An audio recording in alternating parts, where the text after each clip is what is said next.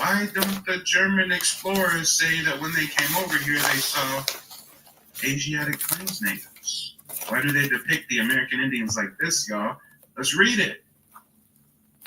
Europe is dressed in a long gown and a red cloak. She wears a crown. Directly behind her stands the black personification of America. Again, the black personification. Wait, I don't think y'all heard me. The black personification of America, wearing a blue and white feathered skirt and crown. Let's see. They said Europe was in a robe with a crown. Oh, man, here's Europe in the red robe with a crown. And here's the black personification of the Americas with the blue and white feathered skirt and the feathered headdress. So I just got to ask you guys, if these Plains folks, if the Navajo, if the Apache, the Comanche, if those folks want us to think that they're not migrants across the Bering Land Bridge and they're the true indigenous tribes, then why don't the Europeans in the 1700s put on the rooftop of their churches? I mean, why don't they put y'all up there? Y'all can go visit the church.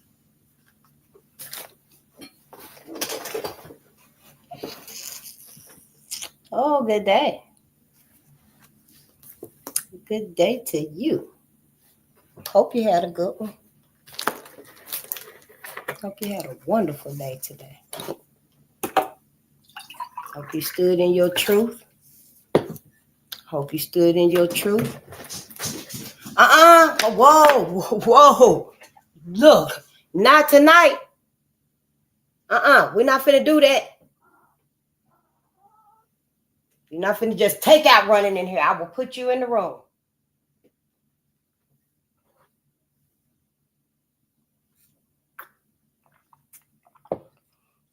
You done had all day to run around. But yeah, we're gonna read. We're gonna read tonight for sure. Just waiting on one other to get here. I got my little my copyright disclaimer right here. Got my book. We are reading White Fragility. Yeah, we're gonna finish this. I feel like finishing it tonight. Yeah, I might just do 2 chapters though. You know, I really don't like to put too much on myself. But yeah. Let me see. I think 2 chapters. Oh shit. Yeah, we'll call it 2. Because, you know, I do like to read the endings. Some of the information at the end of the book, I do like to read it. So at the end of it, I'll see what it is. And if it's worthy to be read, then I will read a little bit of that. And that'll make up with that last chapter. It'll kind of be like, you know, even it out a little bit, I guess.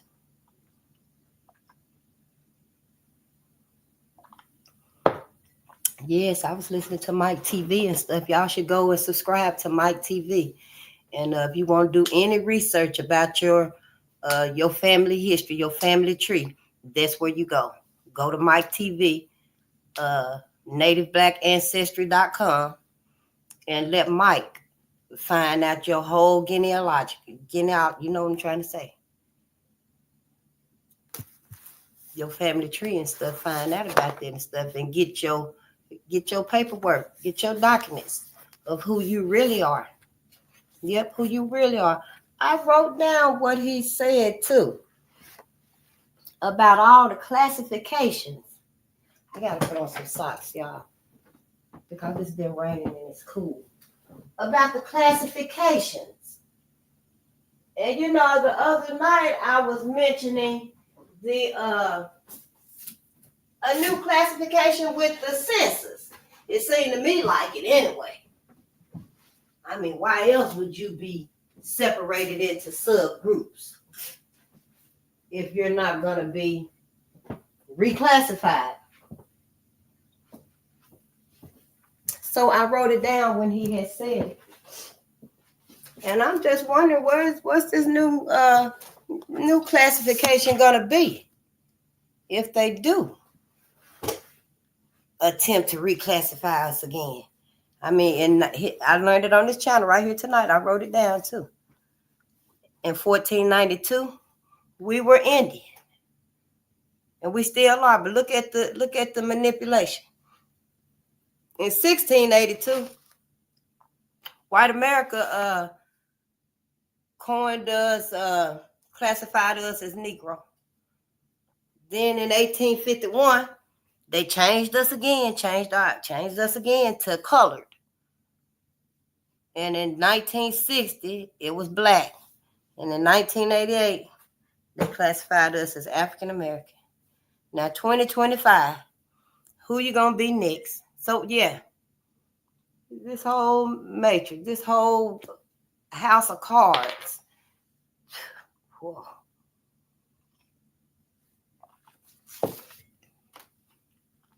Yep. So go to nativeblack.ancestry.com and get on that. I can't wait to get started on mine, honey.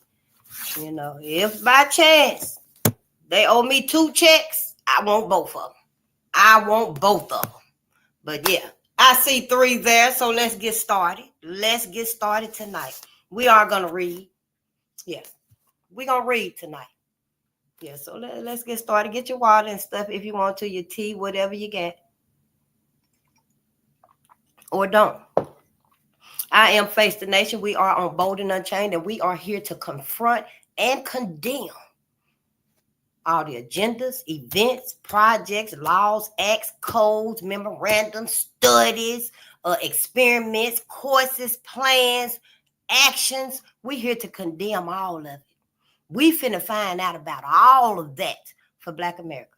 We look it through a spiritual lens because I'm not religious. I don't forgive nothing.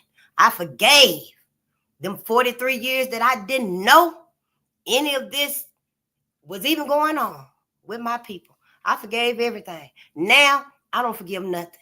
I do not forgive nothing. I call spirit, come through. Handle this.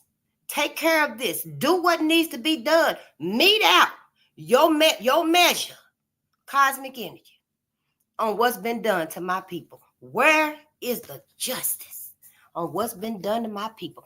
That's why I stand. So no, I'm not religious. I don't forgive nothing. If that's you and you must forgive and stuff, white folks for what they've done to your people, to Black folks, then you need to be over there with sister.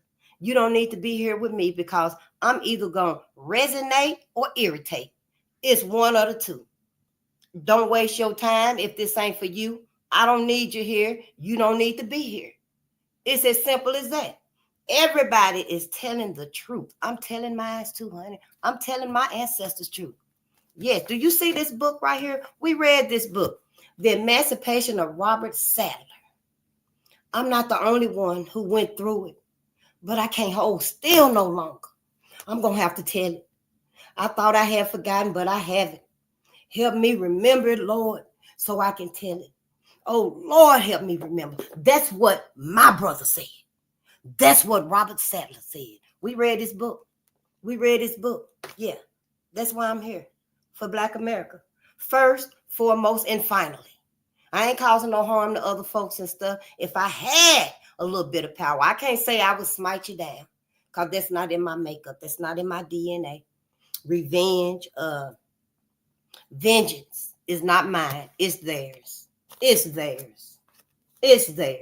I'm just here to tell my people what we do not know, what's been hidden from us, what white America has not tried to fix. Because I got a feeling that you're coming. But hey, just stay on over there and listen and learn. Because I don't know, maybe you didn't know. Maybe you didn't. Maybe your great uncle didn't tell you the stories and stuff like he told Karen now. But you knew something wasn't right about him. And you went along with it. You condoned it. That's how it was and stuff. So you're going to stay over there. You don't have nothing to say. Not here. Start your own channel and talk to your own people. Your people need healing. Because my people finna get our healing. Whether you like it or not. Whether my people like it or not. I don't care. My friends, my family, co-workers, I could care motherfucking less. I don't give a damn. I don't give a damn. Do you see this right here? Do you see this right here? It ain't no joke. Every motherfucker need to shut up and listen. Shut up and motherfucking listen. Or gone. Go somewhere else. Don't be here. Don't waste your time.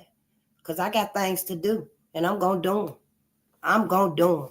You know, that's just it. I don't want you sitting here thinking it's gonna be no other type of way, because it ain't. We look at through a spiritual lens of loyalty, resilience, and education. Black America, you need to know, who are you loyal to? Who you loyal to? You can't be loyal to white America and be loyal to your people too. You can't be loyal to this, to her. White men, white women, white culture, the white system, white supremacy, racism. You can't be loyal to that and call yourself loyal to your people too, your ancestors too. You got to choose. You must choose whose side you going to be on. You got to stand up for something. We've been hearing that our whole life. You got to stand up for something, or you're going to fall for every motherfucking thing. You got to stand up, baby. You, Black America, got to stand up for yours. Yes, this whole thing will be repeated if you don't. If I need to put that real big on the wall behind me. If you don't know your history and what's done happened to you, history can repeat itself. I think I read it in the Sumerian tablets, or I had a book and it had the Sumerian at the end of that saying and stuff, but I let somebody use it and I didn't get it back. That was years ago, but I'll look it up. I don't know who it was that said that, but you got to stand for something, Black America. I know I didn't stand for nothing either. What I thought I was standing for really wasn't. I mean, shit, hell, I was just going along.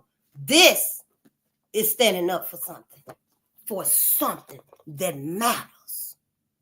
Now, you can stand up for anything if you want to out there, but make sure it matters. Make sure it counts. It's worthy of you standing up. I'm just saying, yeah, you can get out there and say, hey, I'm going to fight for, the way music is now. We evolving, face. It's evolving us and stuff. No, it ain't. But if that's your battle, then it's gone. Because, I don't even want to be no part of it and stuff. You go on that own battle yourself. I ain't going to be there to tell you that it ain't even good and stuff. They going to tell you that. Because as far as music goes, we need to go back to our own music. Yep, they done changed the music frequency on you, Black America. It used to be 432. Now the frequency is like 440 or something. It's very much off. Everything is off. Everything is targeted towards you, Black America. So you need to know this. Yeah, you need to know who you're loyal to. You need to know about your resilience. You need to know everything that your people done survived, honey. Everything. You need to know all of the crutches, all of the lies, all of the pins on you and the attacks, all of the arrows that's in your back, trying to hang on, trying to keep the peace. But it's so many of them. I didn't know all of this shit motherfucking existed. Memorandums on Black people, studies on Black people, courses on Black people. I had no idea.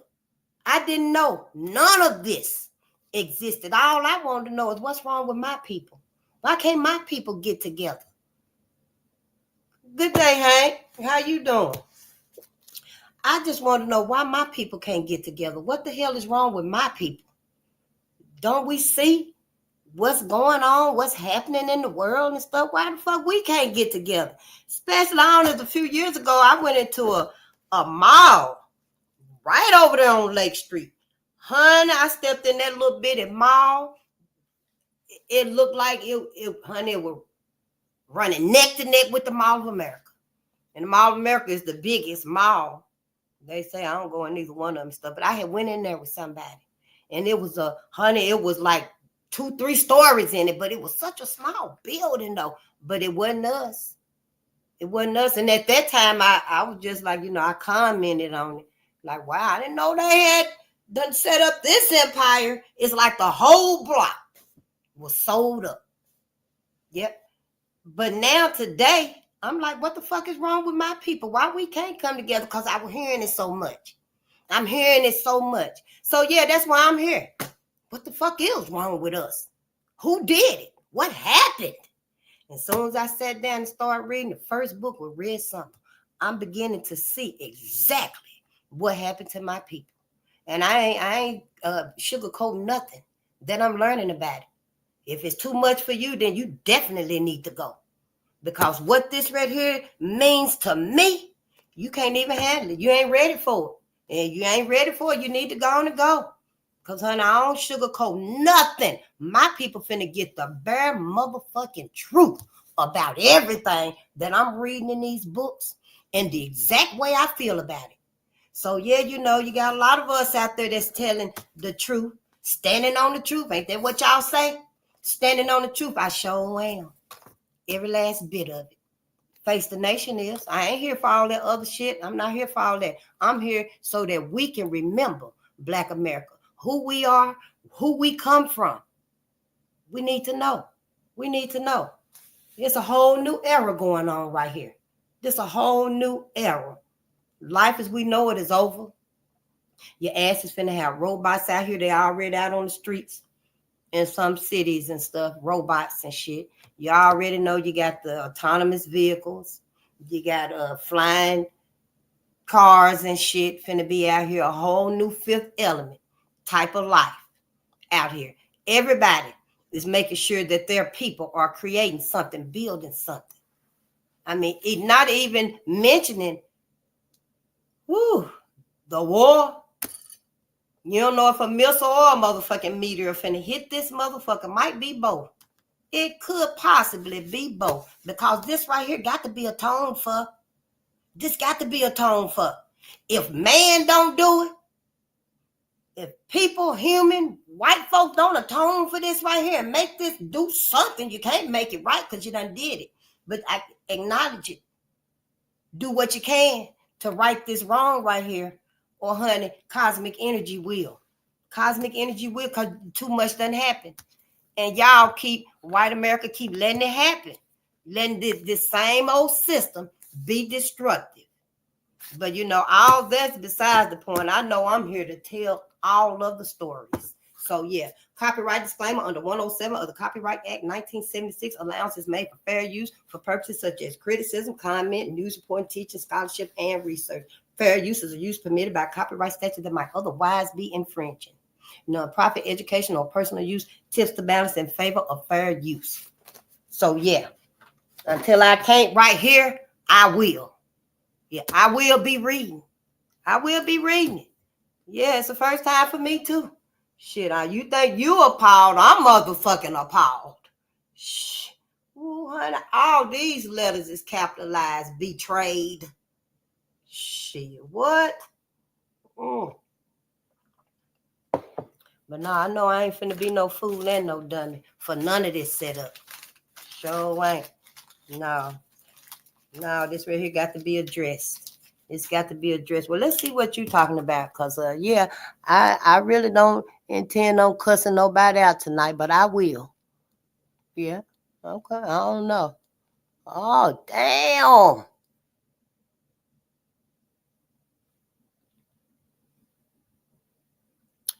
I was just talking about taking the dicks out of those hands. Now, what is your ass talking about? And yeah, I don't know, but you in the wrong room. You keep coming around and stuff so you can begin to show your ass too. Is that why the fuck your ass been on here just waiting so you could get to talking all motherfucking petty, filey-ish and shit? Don't come on here with that bullshit, Hank. Take your motherfucking ass somewhere else with that shit. This space right here is only about Black America. My ancestors. Don't come in here with that petty shit on this right here. Okay? Don't do it. Neither one of when I come on, day, noon, or midnight. Don't come on here with that shit. Leave your dicks and shit like that. Take it with your ass somewhere else. You know you ain't here for that shit. And you know goddamn well I'm not here for it either. Take your music that ain't yours to somebody else, okay? Do that. Now, I'm just saying, your ass been sitting there and shit, and you've been just going along and shit. Now you want to talk about dicks and shit. Get your ass up out of here, too. Because you should be one that ain't even saying nothing. Okay? You should be one that's listening to what we are learning in here. If you're not here for that, then get your ass on out. Now I will see how to block your asses. But I don't want to have to go there and stuff because we both grown. You know exactly why I'm here. Don't come in here with your games and shit because this is not the place or the time. And I'm not the one. I am not the motherfucking one. So go on and go. Take your friends with you and go on and go. So we can go and start reading and stuff so we can get done with these slaps on the hand to white America. Because that's all it is, motherfucking slaps on the hand. That's why white America ain't never really addressed nothing and atoned for nothing and acknowledged nothing. Because everybody's slapping it on the hand. Shit, no, I ain't slapping a damn thing on the hand. We're going to get the cold, hard truth right here about what's done happened. So all these distractions and shit, take them somewhere else. Just take them somewhere else. Sick of y'all motherfuckers now. You ain't got to come here with that shit. Not to me. Hell, I just sat down. What the fuck? Other channels been here forever. You ain't even took your motherfucking ass over there. Ain't said a word or a whisper to nobody else. But then want to come over here. Shit, somebody out there freaking and not here. The fuck? Yeah, quit acting like all y'all asking, oh yeah, we gotta stop face. We gotta stop face. Go out there and stop that war that your great uncle is motherfucking finna cause. Shit. Y'all asses still don't want to do the right thing. Motherfucker. Yeah, like y'all asses, yeah, this is it. Shit, know your ass, you don't give a damn about my ancestors either. Stop motherfucking lying and hanging around in spots that you know your ass ain't even sincere about.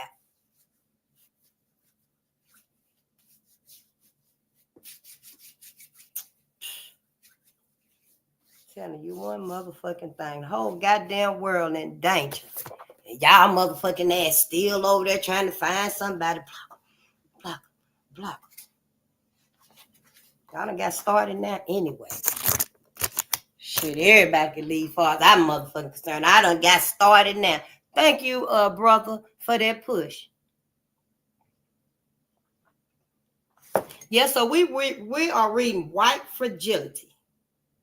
Ooh, a necessary book for all people invested in societal change. And that's and she is Claudia Rankine. Rankine. White Fragility. Why it's so hard for white people to talk about racism. And yeah, and even white people didn't even really have to discuss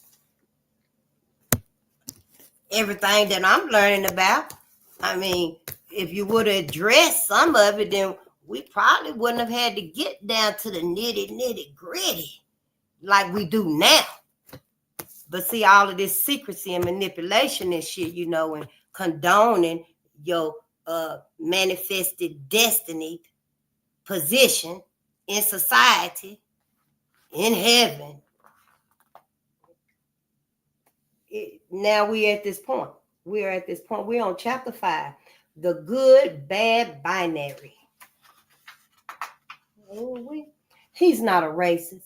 He is really a nice guy.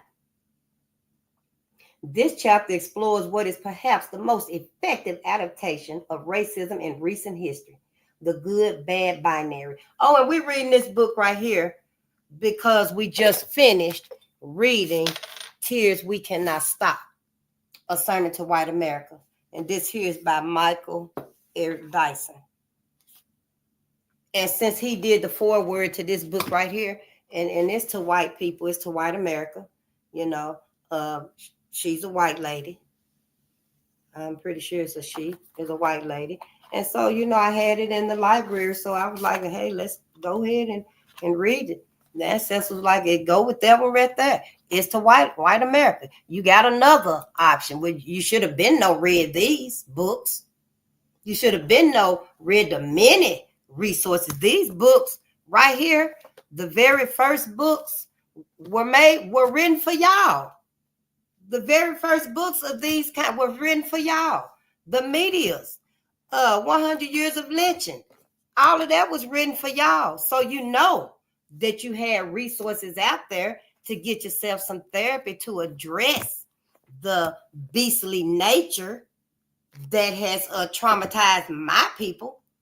Because even though we were not there, we were not living Y'all wasn't either, but that memory is in our DNA. Oh yeah, that trauma that white America caused on my people is still in our DNA after all this motherfucking time. And y'all's is too. That nature's still in y'all. You still just as racist as ever. Racist as ever. We don't know what you're gonna do. I don't know. I'm very suspicious of you. Because I never knew that you had all of this in you. I didn't even know about Red Summer. 43 motherfucking years. Thinking that everything was okay, white America. Yeah, I knew about slavery. Emmett Till. I knew about Emmett Till, and that right there probably took a lot for me to forgive. 100-pound fan on a little boy. What? But all of this right here, no. It's time to separate. Time for y'all to just be like, yeah, we done did enough to these people. We done did enough to black people. Let's help them get what they need. Let's help them get what they need. We know we've done too much to them, and we know they need it. And y'all know y'all got the generational wealth. You still got it. White America know they still got it. These right here are calls to white America to do the right thing that they was supposed to been no did. So, I'm just trying to get through it and stuff because, yeah, ancestors said read it. So, let's read. But when white Northerners saw the violence black people, including women and children, endured during the civil rights protests, they were appalled. And this was white Northerners. But some Northerners were bad like Southerners were with racism. I thought racism was mainly in the South, but it wasn't. But I digress. Kind of like Delphine Lauralee. What's her name? Lauralee, the lady? She was treating her slaves extra, way, way worse than the other white people were treating their slaves and stuff. When her house caught on fire, her mansion caught on fire, something like that. And when they actually went in there, because they escaped, they asses got away. White folk were so mad at them and stuff because they was over there done had old black people with holes in their head, chained up to the wall. Looked like they had been taking bites out of them and stuff. I don't know, just ghastly and stuff. And she ended up escaping to France somewhere and lived the rest of her life out and stuff. But yeah, it's white folks was mad at them. How could you do such a thing when they had little bitty kids probably in their house and stuff? Because they had slaves too. All of them had slaves. But they claimed that they didn't do theirs as worse as Delphine Lauralee did her slaves and stuff, just yeah, kids and stuff. But I digress. These images became the archetypes of racists. After the civil rights movement, to be a good moral person and to be complicit with racism became mutually exclusive. You could not be a good person and participate in racism. Only bad people were racist. These images of black persecution in the South during the civil rights movement of the 1960s also allowed Northern whites to position racists as always Southern. To accomplish this adaptation, racism first needed to be reduced to simple, isolated, and extreme acts of prejudice, which is what I pretty much thought it was isolated incidents, I guess. These acts must be intentional, malicious, and based on conscious dislike of someone because of race. Racists were those white people in the South, smiling and picnicking at the base of lynching trees. Store owners posting whites only sign over drinking fountains, the bathroom doors, the gas pump, yeah. And good old boys beating innocent children, such as Emmett Till, to death. Didn't we just talk about Emmett? I just mentioned him. In other words, racists were mean, ignorant, old, uneducated Southern white people. Nice people, well-intended people, open-minded middle-class people, people raised in the enlightened North could not be racist.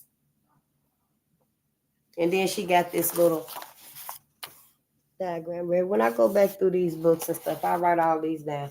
Racist equal bad. Ignorant, bigoted, prejudiced, mean-spirited, old Southern. Non-racist equal good. Progressive, educated, open-minded, well-intentioned, young, and Northern. So Northern people feel like that they wasn't racist. And the Southern men was the ones that was racist. The Southern men and women. While making racism bad seems like a positive change, we have to look at how this functions in practice. Within this paradigm, to suggest that I am racist is to deliver a deep moral blow, a kind of character assassination. Having received this blow, I must defend my character, and that is where all my energy would go, to deflecting the charge, rather than reflecting on my behavior. In this way, the good-bad binary makes it nearly impossible to talk to white people about racism, what it is, how it shapes all of us, and the inevitable ways that we are conditioned to participate in it.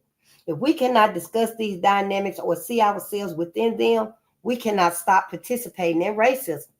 The good-bad binary made it effectively impossible for the average white person to understand, much less interrupt racism.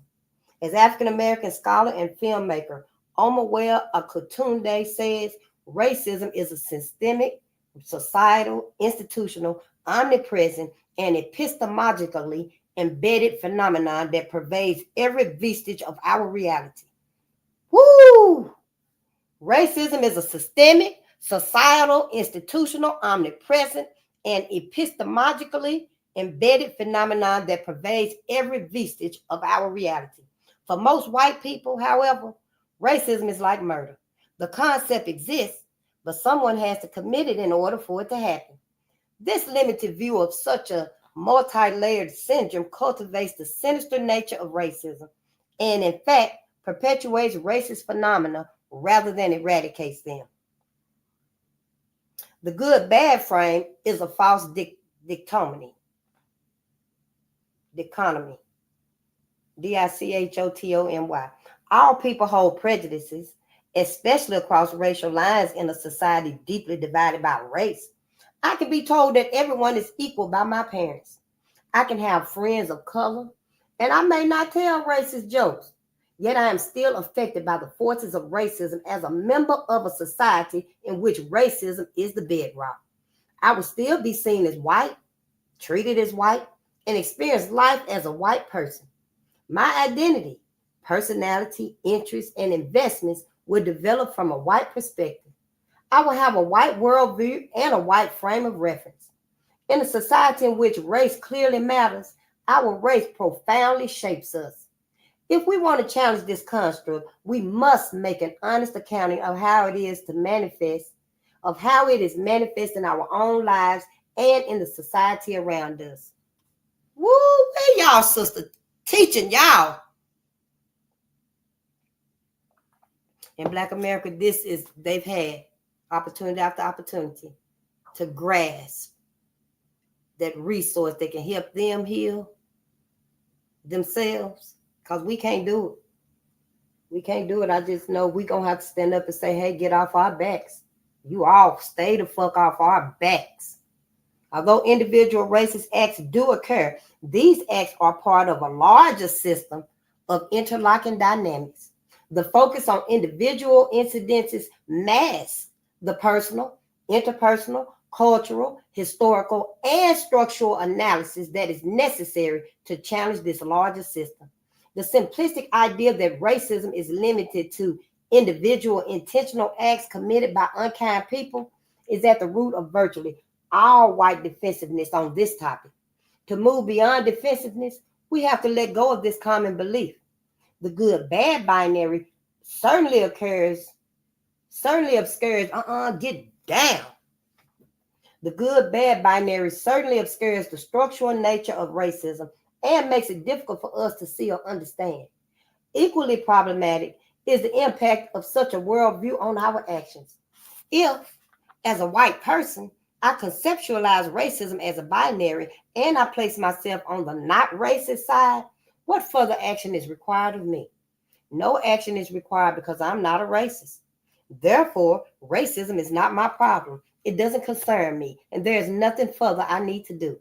This worldview guarantees that I will not build my skills in thinking critically about racism or use my position to challenge racial inequality. The good-bad binary is at play virtually every day in my work as a consultant on issues of racial justice. My job is to help individuals and organizations see how racism is manifesting itself in their practices and outcomes. I am typically received well when speaking in general terms. For example, your requirement that applicants have an advanced degree rather than equivalent experiences automatically disqualifies some of the applicants that could bring the perspectives and experiences you say you're looking for. Yet, when I point out a concrete moment in the room in which someone's racism is manifesting itself, white fragility erupts. For example, I was working with a group of educators who had been meeting regularly for at least 8 sessions. The group was composed of the equity teams for a public school system, self-selected by people who wanted to support equity efforts in their schools. I had just finished an hour-long presentation titled, Seeing the Water, Whiteness in Daily Life. This presentation is designed to make visible the relentless messages of white superiority and the resulting and inevitable internalization of these messages for white people. The room appeared to be Whitney, open and receptive, with many nodding along in agreement. Then a white teacher raised her hand and told a story about an interaction she had as she drove alongside a group of parents protesting the achievement gap in her school. She then proceeded to imitate one mother in particular who offended her. "You don't understand our children," this mother had called out to her as she drove by. By the stereotypical way that the white teacher imitated the mother, we all knew that the mother was Black. The room seemed to collectively hold its breath at her imitation, which was bordering on racial mockery. While the teacher's concluding point was that, on reflection, she came to realize that the mother was right and that she really didn't understand children of color, the emotional thrust of the story was her umbrage at the mother for making this assumption. For the room, the emotional impact was on her stereotypical imitation of an angry Black woman. As the story came to a close, I had a decision to make. Should I act with integrity and point out what was racially problematic about the story? After all, making racism visible was literally what I had been hired to do. Further, several African American teachers in the room had certainly noticed the reinforcement of a racist stereotype.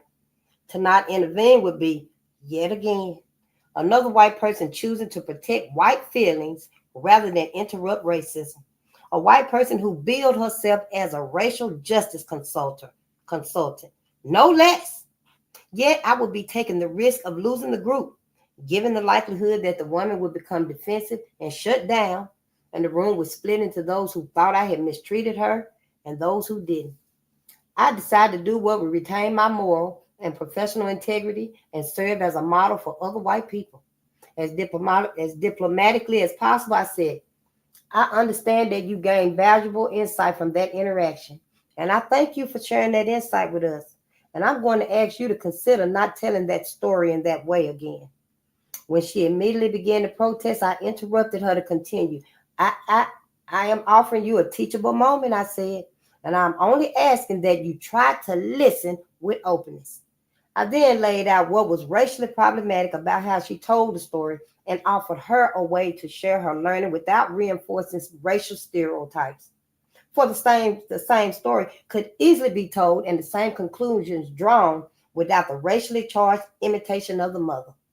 She defensively interrupted me several times, but eventually appeared to be listening. Shortly after this intervention, we took a break. Several African American teachers came up to thank me, as did one white teacher who found my intervention a refreshing and much needed example of how to break with white solidarity. Several white people also approached me to let me know how upset the teacher was and that she was quitting the group. Thus is the power of the good-bad binary and how it informs white fragility.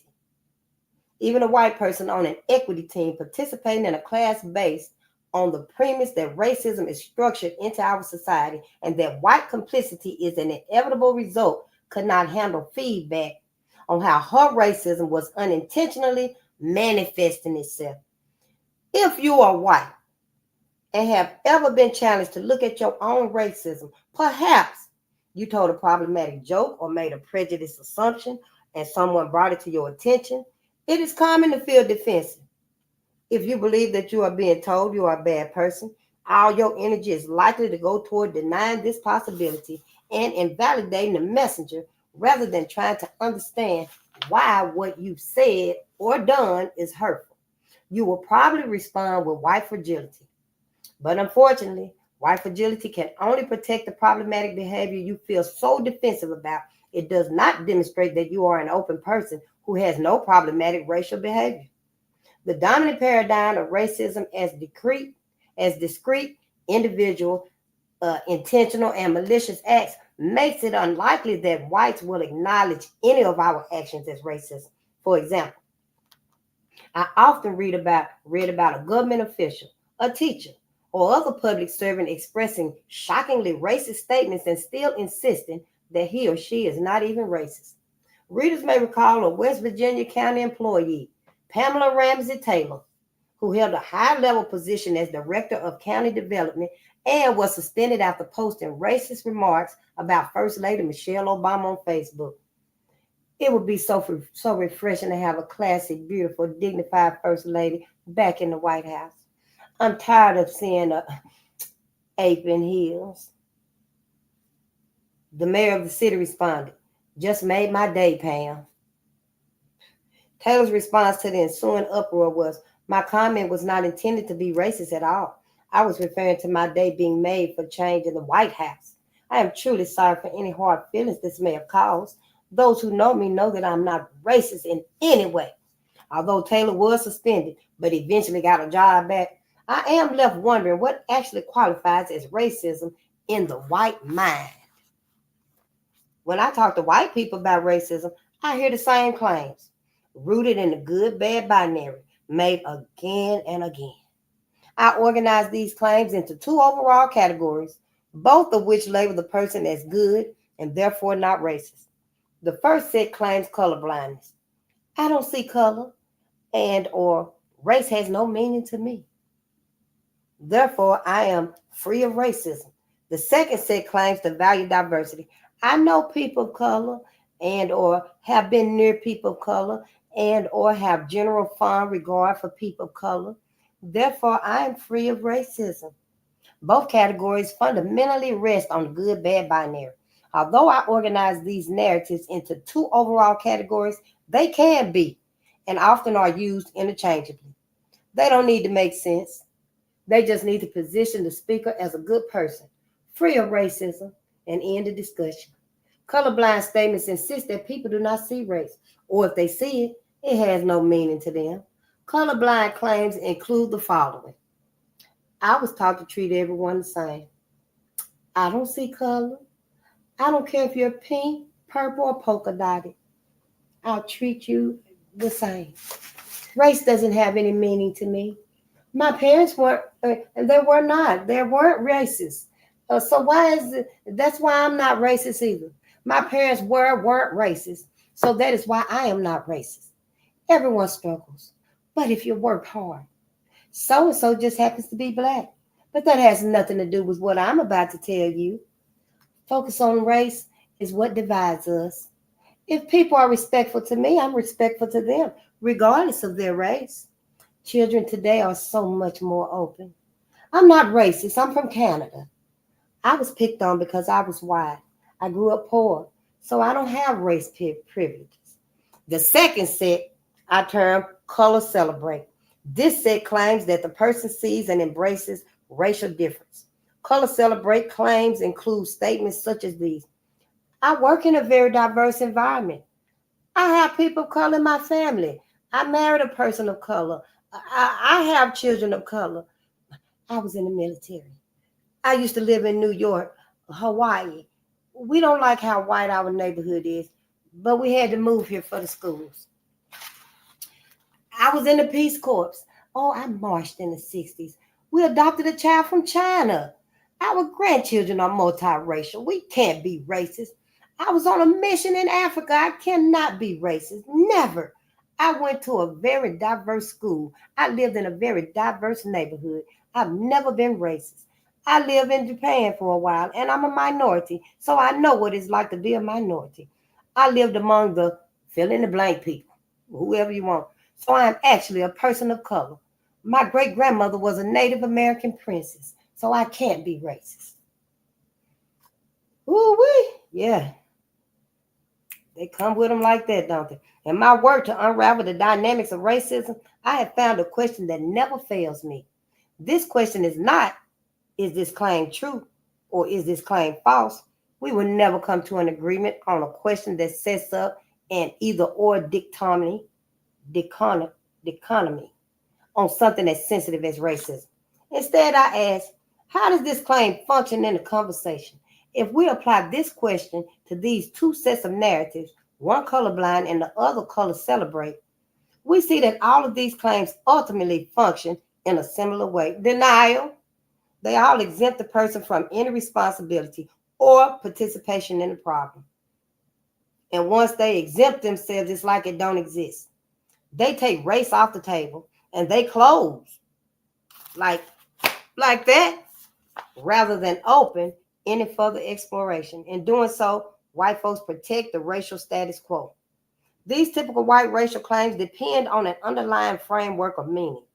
White people, identifying this framework can help us understand how we manage to make such claims in the context of extreme segregation and racial inequity. Imagine a pier stretching out over the water. Viewed from above, the pier appears to simply float there.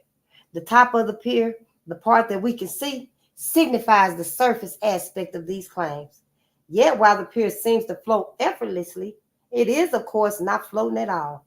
It is propped up by a structure submerged under the water. The pier rests on pillars embedded in the ocean floor. In the same way that a pier sits on submerged pillars that are not immediately visible, the beliefs supporting our racial claims are hidden from our view. To topple the pier, we need to access and uproot the pillars. And that's what I want to do, get to the root of why me and my people can't come together. And it just so happens that, yeah, it's white America. The above claims are all meant to provide evidence of the speaker's lack of racism. For example, in a conversation about racism, when white people say that they work in a diverse environment or that they have people of color in their family, get down. They are giving me their evidence that they are not racist. If this is their evidence, how are they defining racism?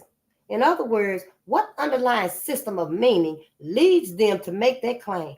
If working near people of color is the evidence that distinguishes them from a racist, then evidently a racist cannot work near people of color. This claim rests on a definition of racism as conscious intolerance.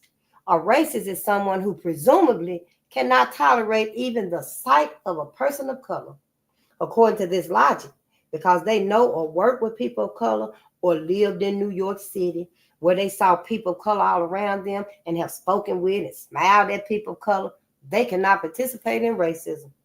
When we go beneath the surface of these claims, we can see their superficiality. Yeah, for even an avowed white nationalist who would march openly in the streets chanting, blood and soil, can interact with people of color, and very likely does so. In fact, I have seen Black reporters interviewing open and avowed white supremacists on television, with both parties proceeding calmly and respectfully.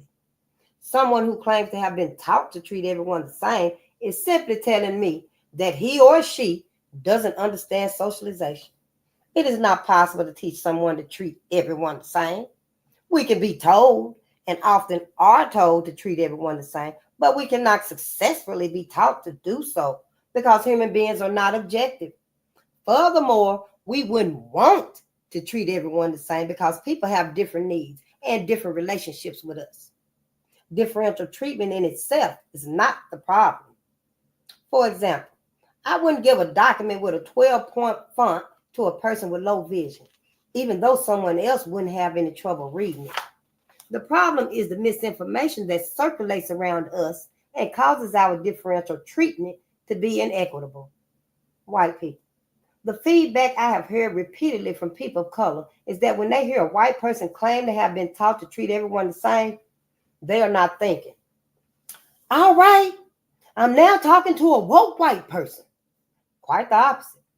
Some version of eye rolling is taking place as they sign the white person off as unaware, embrace themselves for yet another exchange based in white denial and invalidation. Yeah, here they go again, thinking they not racist. And then when you leave from our presence and go tell somebody like me to go back to Africa. As a culture, white people, we don't claim that gender roles and gender conditioning disappear the moment we love someone of the opposite gender. I identify as a woman and am married to someone who identifies as a man. Yet I would never say, because I'm married to a man, I have a gender-free life. We understand that gender is a very deep social construct, that we have different experiences depending on our gender roles, our assignments and expressions, and that we will wrestle with these differences throughout the life of our relationship. Yet, when the topic is race, we claim that it's completely inoperative if there is any level of fond regard. In an even more ludicrous form of reality, we even go as far as to claim that racial conditioning disappears if we can calmly walk by people of color on the streets of larger cities. And you really can act like you're not racist if you don't grab your purse. Do you like that right there? Yeah. I mean, yeah, it's the manipulation is motherfucking real. It's deep. But everything is being revealed now. Sure will. I see why ain't nothing changed. I see why ain't nothing changed. Nobody been able to talk to white America and let them see, lead them to their place of healing, of therapy from all of this shit right here. No wonder they can't stand up for nobody. Never could. No, never could. You couldn't stand up and do the right thing then, like no one had a conscience. It's like no one had a conscience, had a soul. All of them lynchings and stuff, and no one cried. Didn't any one of them. The few white people, white men like the sheriffs and stuff that tried to stop it were damn near lynched like John Brown was. The one sheriff that got on top of the vehicle and tried to compel white people, don't do this lynching. Please don't do this lynching. You're law-abiding men. You know, I know every last one of you. I know your mama. I know your daddy. I just helped your grandmama last week. Don't do this to the man. This man right here. He got to go to court. We don't even know if he did it or not. You know, the law will take care of it. And they still did it. There's no conscience. There's no conscience. So, you know, yeah. That's how I see it. While the implication that a racist could not tolerate knowing, working to, oh, wait a minute, where was I? Okay, yeah, I'm right. Or walking among people of color is rather ridiculous. The sad fact is that many white people have no cross-racial friendships at all. Perhaps this is why we rely on such flimsy evidence to certify ourselves as racism-free. But even those that have cross-racial friendships and use these as evidence of their lack of racism still invoke the binary of racist equal bad, not racist equals good binary. They see their friendship as proof that they are on the not racist side of the binary. Yet cross-racial friendships do not block out the dynamics of racism in the society at large, and those dynamics continue unabated. The white person will still receive white privilege that a friend of color does not, even when the two people engage in activities together. Nor do these friendships block out all the messages that we have internalized and that are reinforced in this society. In fact, racism invariably manifests itself within cross-racial friendships as well. Racism cannot be absent from your friendship. No person of color whom I've met has said that racism isn't at play in his or her friendships with white people. Some whites are more thoughtful, more aware, and receptive to feedback than others, but no cross-racial relationship is free from the dynamics of racism in this society. Black people just tend to overlook it and keep the peace. Yeah. Many white people believe that if they are not talking about racism with their friends of color or if their friends are not giving them feedback about racism, then racism is a non-issue. But just because you and your friend don't talk about racism does not mean it isn't at play. Indeed, this silence is one of the many ways that racism is manifest, for it is an imposed silence. Many people of color have told me that they initially tried to talk about racism with their white friends, but their friends got defensive or invalidated their experiences, so they stopped sharing their experiences and stayed friends with them. If racism is not a topic of discussion between a white person and a person of color who are friends, this absence of conversation may indicate a lack of cross-racial trust. The good-bad binary is powerful and enduring. In what follows, I offer counter-narratives to a few of its most popular claims.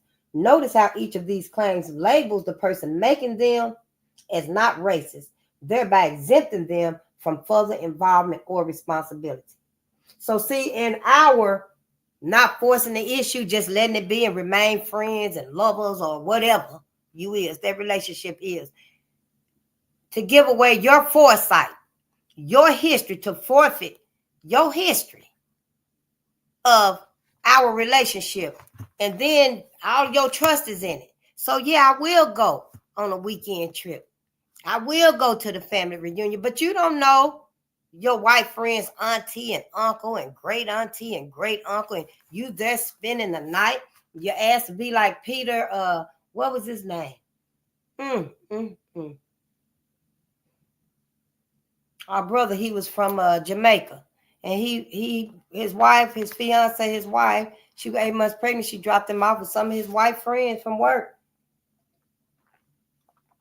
And honey, she got a call in the middle of the night and stuff that he was dead and shot in the back 8 or 9 times. Peter Spencer, that was his name. But see, that's because we don't ask no questions. We just trust white people and stuff because we don't know. We don't know the history that we got with them. We don't know why we can't. All of this connects together. The reason why we can't get along with us and embrace and accept ourselves and each other is all because of this trauma. Everything is because of this trauma we have been inflicted on by white America and this system. And white America today, white America's condoning, their silent condoning of all of this right here is a problem for us. And it's time for us to extricate ourselves from it, from them. I don't see any racial reconciliation. I don't. For my people and white people. For Black America and white America, I do not. If y'all see it and stuff, let me see it. Show it to me. If I see it, hey, I'll let y'all know. Yeah, this right here could be leading towards racial reconciliation. Is white folks learning? Is white folks learning this, or is your ass trying to teach black folks how to go along and get along again? What you doing? Let me see. I'm just saying, but let's read. I was taught to treat everyone the same. As explained above, no one can be taught to treat people equitably because humans cannot be 100% objective. For example, I could lecture you for hours that it ain't nice to judge, that no one likes to be judged. You wouldn't want to be judged, would you? And so on and so on. At the end of that lecture, you would still continue to judge because it's impossible not to. We could try to examine our judgments, hold them more lightly, and so forth. But to be free of judgment, it ain't possible. It ain't possible. White people, nor can we treat everyone the same. Indeed, the person professing to treat everyone the same is stating a value that he or she holds. But the claim comes off any further reflection. Once we understand the power of implicit bias, for example, we know that we must deepen. For example, we know that we must deepen rather than close off further reflection. Although deeper reflection won't free us of unconscionable, inequitable treatment of others, it will get us closer than will outright denial. It will get us closer than will outright denial. I marched in the 60s. Someone tells me that they marched in the 1960s. Like the person who tells me they know people of color is telling me that they see racism as a simple matter of racial intolerance, which clearly they don't have, or they could not have tolerated marching alongside Black people during the Civil Rights Movement. They're also telling me that they believe that racism is uncomplicated and unchanging. Yet in the 1960s, we thought race was biological. We used terms like Oriental and colored folks. Nevertheless, in the light of an action they took more than 50 years, in the light of an action they took more than 50 years ago, they see their racial learning as finished for life. Yep, we use terms like Oriental and colored folks. Nevertheless, in the light of an action they took more than 50 years ago, white people see racial learning as finished for life. Their action certifies them as free of racism, and yet there's no more discussion or reflection required. It also assumes that absolutely no racism, even unconsciously, was perpetrated toward Black people by well-meaning white people during the Civil Rights Movement. They was all bad people. However, yet the testimony of Black civil rights activists tell us otherwise. How many white people who marched in the 1960s had authentic cross-racial relationships with African Americans? Certainly there was and still is racial segregation throughout the North, too. Perhaps not as explicitly enforced, but surely enforced explicitly in countless ways. Perhaps many of those white Northerners who came down south to save Black people had some patronizing or condescending attitudes. Might many have dominated discussions, not listened to others, and assumed that they know what was best? Did they say many racially problematic things that Southern Blacks were forced to endure? Had I been old enough, I probably would have marched in the 1960s. And yet, as far as into the 1990s, I was saying and doing racially problematic things. Although I do them less often and less blatantly today, I still do them. She's still standing against racism. Again, the claim that someone is not racist because the person marched in the 1960s rests on the simplistic definition of racism as a conscious intolerance of Black people. I was the minority in my school, so I was the one who experienced racism. While everyone of every race holds prejudice and can discriminate against someone of another race in the United States or other white or in the United States and other white settler nations, only white people are in a position to oppress people of color collectively and throughout the whole of society. This claim defines racism as a fluid dynamic that changes directions according to each group's ratio in a given space. While a white person may have been picked on, even mercilessly, by being in a numerical minority in a specific context, the individual was experiencing race prejudice and discrimination, not racism. I can't even be racist. And if I could, it's time to go. It's time to motherfucking go. This distinction is not meant to minimize the white person's experience, though, but aims to clarify and to prevent rendering the terms interchangeable and thus meaningless. Moreover, the society at large is still reinforcing white supremacy, and everyone in the school was affected by it. It is likely that white students at such a school were treated better by teachers and that higher expectations were held for them. Their textbooks, their curriculum, and the administration still reinforced a preference for whiteness. Outside the school, and in many aspects within the school, these students were still granted white privilege as they moved through society. For most white people, being a minority in their school or neighborhood is usually temporary. They are probably no longer the minority in their environment, as upward mobility generally entails moving away from integrated spaces or those in which people of color are the majority. The next one is, my parents were not racist, and they taught me not to be racist. Whether you define racism as racial prejudices and individual acts or as a system of racial inequality that define white people at the expense of people of color, that benefits whites at the expense of people of color, as anti-racists do, your parents could not have taught you not to be racist, and your parents could not have been free of racism themselves. A racism-free upbringing is not possible because racism is a social system embedded in the culture and its institutions. White people, we are born into this system and have no say in whether we will be affected by it. I understand that many parents tell their children not to be racist, but the practice of our lives is more powerful than the words we say. And living a segregated life is a powerful message of practice. Of course, there are degrees, and it is certainly more constructive to be told that racism is wrong rather than right. But that is still not enough. But that is still not enough to completely inoculate us from the culture at large. Let's imagine that what the person really meant was this: my parents were not racially prejudiced, and they taught me not to be racially prejudiced. This statement would still be false because it is not humanly possible to be free of prejudice. This statement simply indicates that the person is uneducated about the socialization process and the inescapable dynamics of human culture. This person's parents may have said that they were not prejudiced and thus denied their prejudice. They may have told their children that they could not be prejudiced, the result being that, like their parents, the children deny their prejudice. The parents may have sincerely hoped and believed that they were raising their children to not be prejudiced, but we can't teach humans to have no prejudice at all.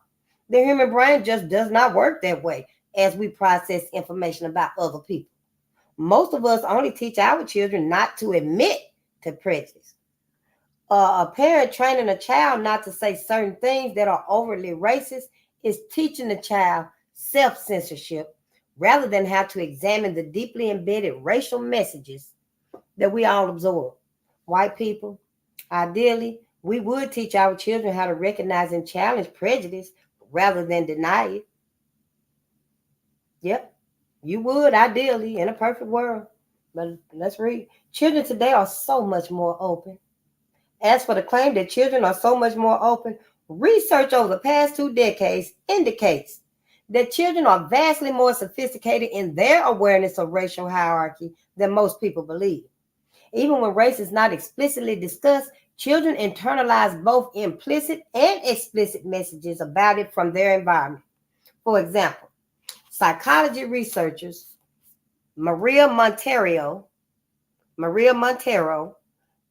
Delilah Day Franca, and Ricardo Rodriguez tested 283 white children aged 6 to 7 and 9 to 10 years old. The children were asked to allocate money to white and black children, sometimes with a white adult in the room and sometimes with no adult in the room at all, to see if having an adult present influenced their behavior. The researchers found that the younger group discriminated against black children in both conditions, while the older group discriminated against the black children only when no adult was present. Wow. So the older group was manipulative. When the adult was there, they was okay. Seemed to be helpful. When the adult wasn't there, yeah. Usually how it goes. This finding is significant because it shows that the older children clearly had racial prejudice and acted on it, but they hid it when a white adult was present. Thus, the children showed that they did not become less racially biased with age, but that they learned to hide their racism in front of adults. Montero and her colleagues found racial hostility in white children as young as 3 years old. As young as 3 years old.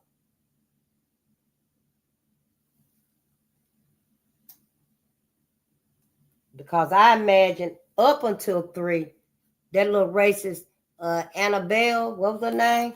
Louisiana Warden, what was the little girl name? Wardell or something like that. She just couldn't express it like that, like she could when she turned 3 years old. Louisiana Burwell wanted to cut off her nanny, her slave nanny ears.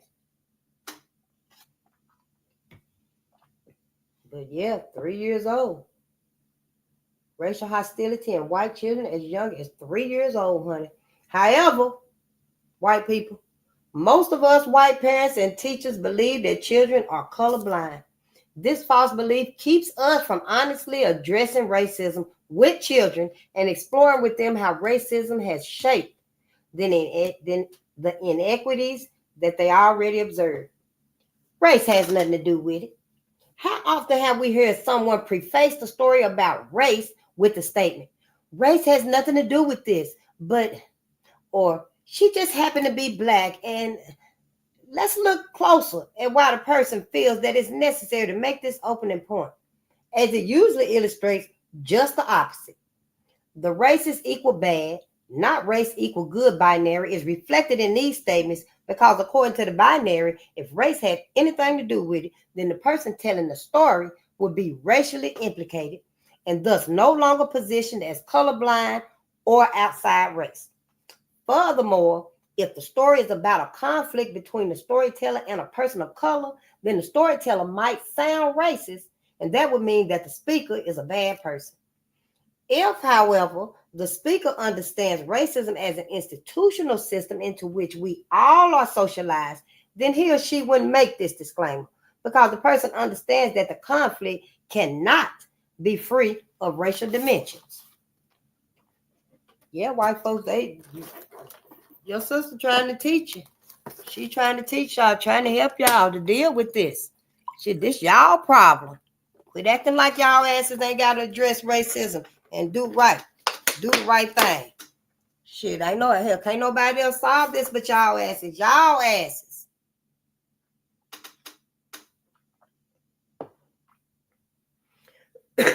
We bring our racial histories with us, white people.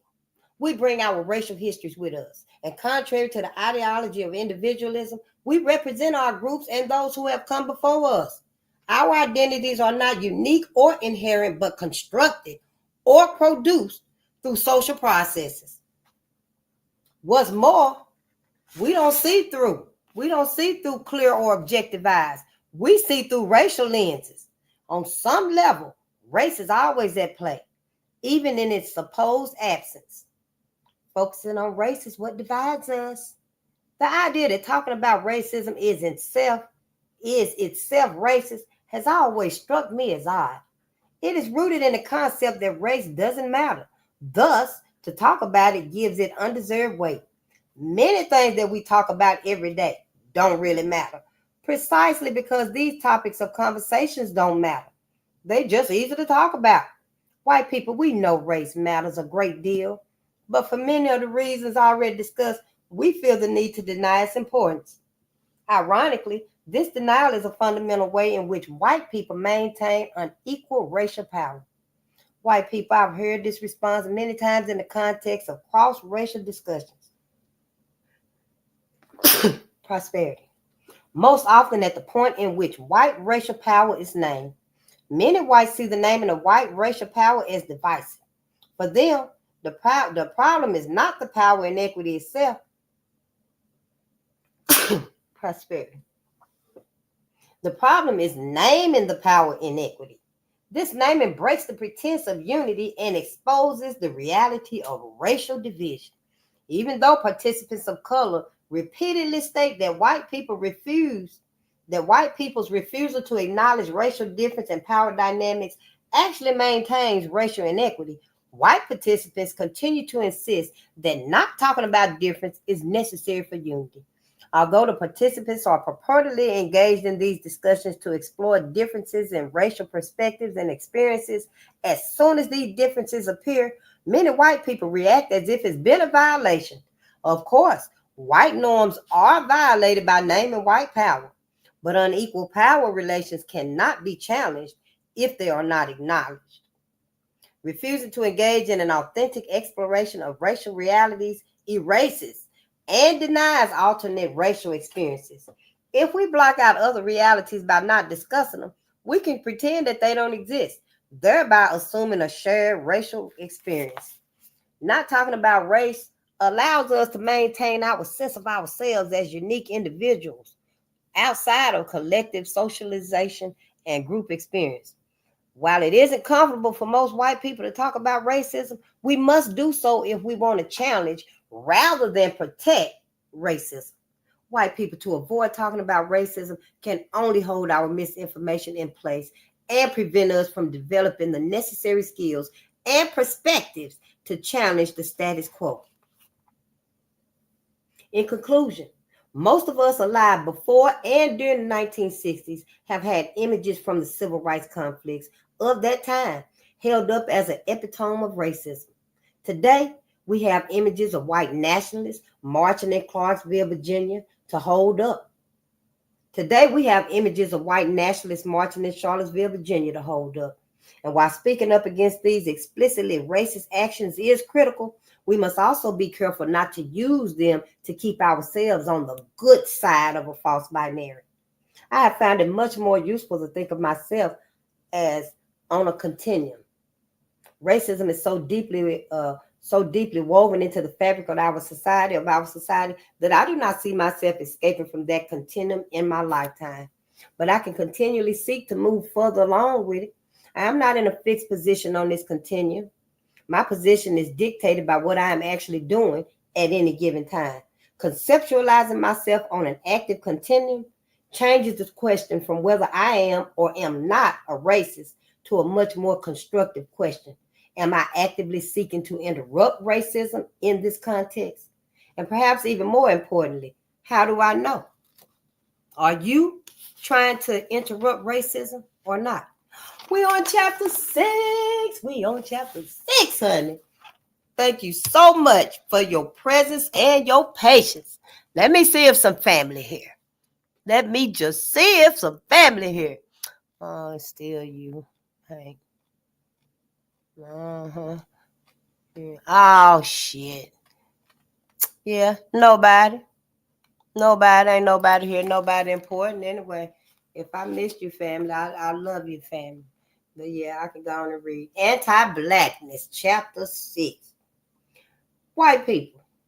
Oh, hold on.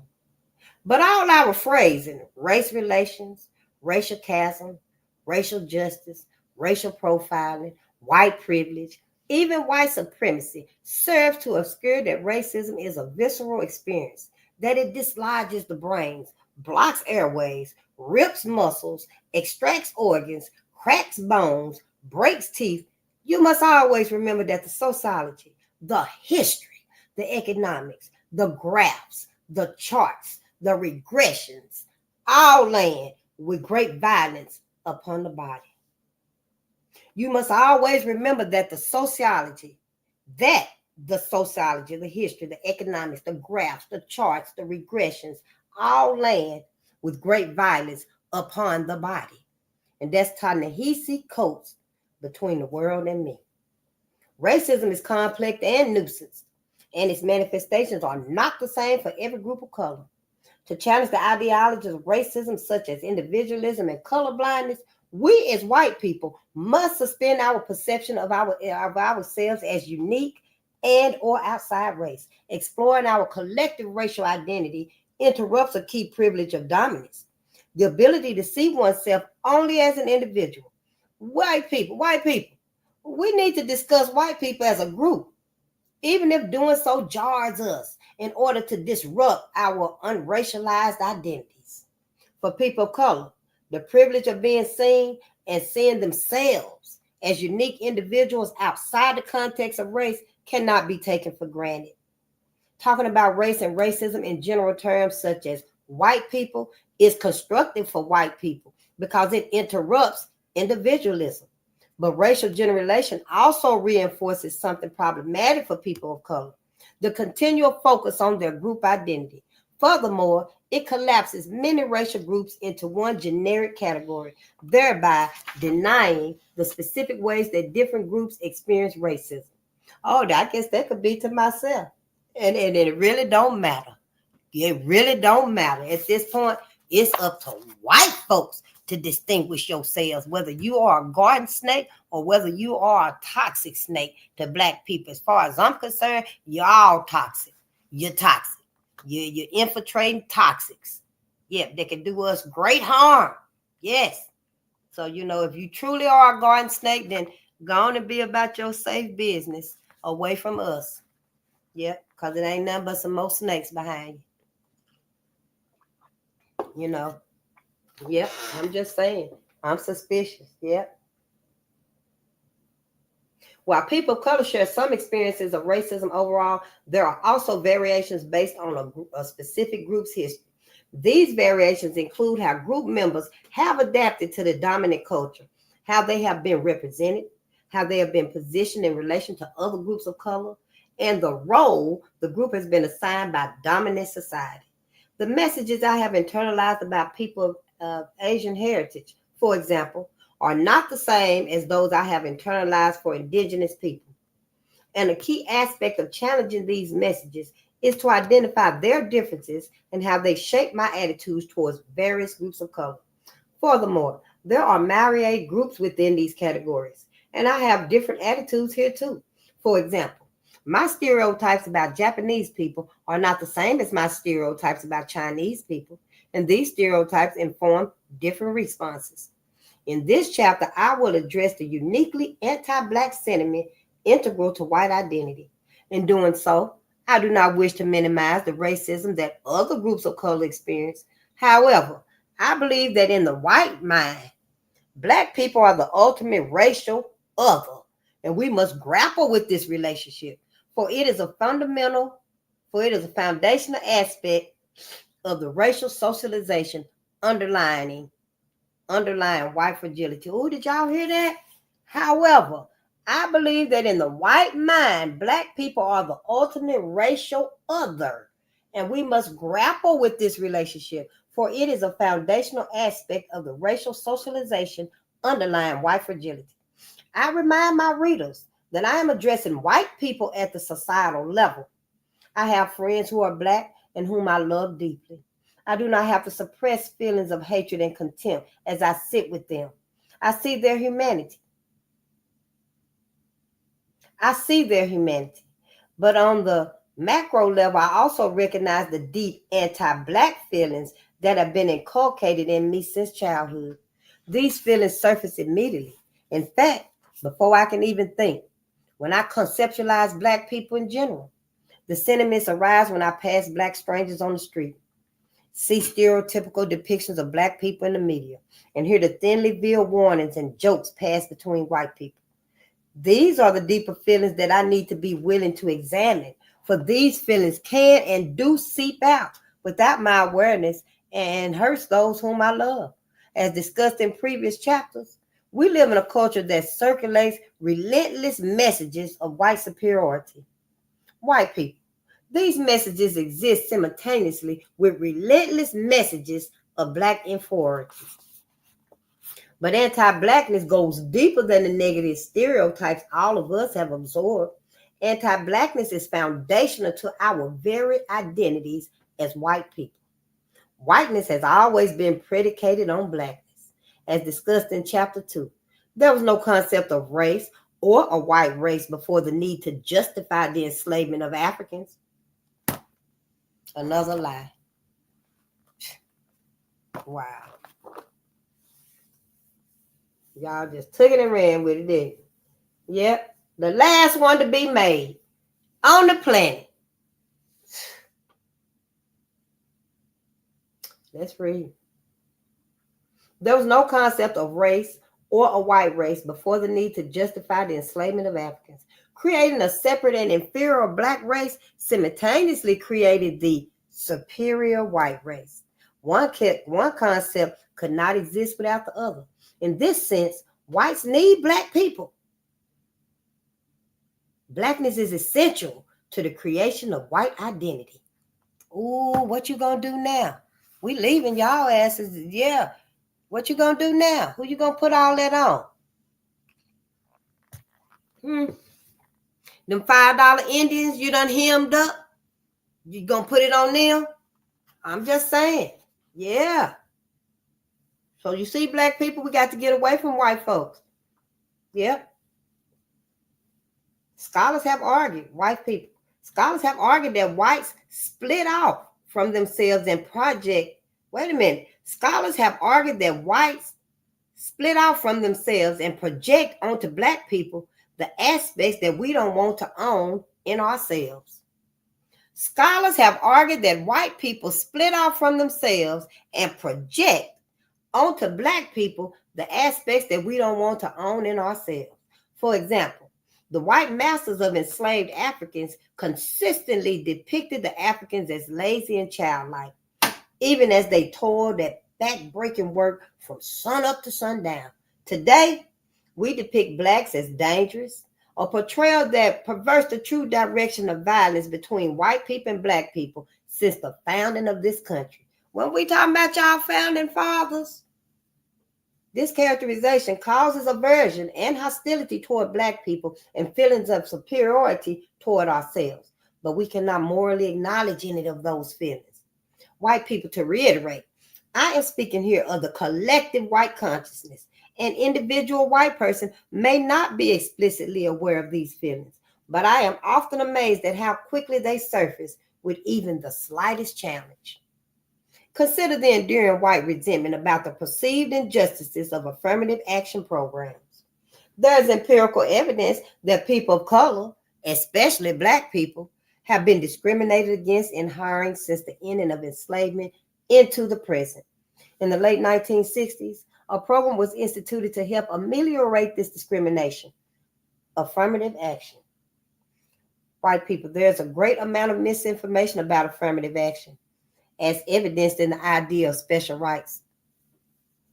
Oh, I heard that white people mostly benefited. But I digress. I don't know. For example, let's read. For example, people commonly believe that if a person of color applies for a position, he or she must be hired over a white person, that black people are given preferential treatment in hiring, and that a specific number of people of color must be hired to fill a quota. All these beliefs are patently untrue. Affirmative action is a tool to ensure that qualified minority applicants are given the same employment opportunities as white people. It is a flexible program. There are no quotas or requirements as commonly understood. Moreover, white women have been the greatest beneficiaries of affirmative action, although the program did not initially include them. Let me underline that. Let me find a pen and not a marker. I did not just say that shit. I'm just saying, you see how you lie, how you keep everything. You keep everything. Oh, wow. Ain't that some shit? Moreover, white women have been the greatest beneficiaries of affirmative action. Wow. That's white woman to white woman. She wrote this book to y'all, white people. Your sister. She wrote that to y'all. Corporations are more likely to favor white women and immigrants of color of elite backgrounds from outside the United States when choosing their executives. No employer is required to hire an unqualified person of color, but companies are required to be able to articulate why they didn't hire a qualified person of color. And this requirement is rarely enforced. Additionally, affirmative action never applied to private companies, only to state and governmental agencies. Whoa. Still, this program has been systematically chipped away at, and several states have eliminated affirmative action programs altogether. In turn, African Americans continue to be the most unrepresented group at the organizational leadership level. In turn, African Americans continue to be the most underrepresented group at the organizational leadership level. In 2018, affirmative action has all been dismantled. Yet invariably, I will encounter a white male bristling with umbrage who raises the issue of affirmative action. It seems that we white people just cannot let go of our outrage over how unfair this toothless attempt to rectify centuries of injustice has been to us, y'all. Yeah, that's what she said. It seems that we white people just cannot let go of our outrage over how unfair this toothless attempt to rectify centuries of injustice has been to us. And this umbrage consistently surfaces in overwhelmingly white leadership groups that have asked me to come in and help them recruit and retain more people of color. Copious research attests to the disdains of whites for African Americans. From the school to prison pipeline, to mass incarceration, to white flight. For example, on attitude surveys, most white people say they would prefer neighborhoods that are no more than 30% black.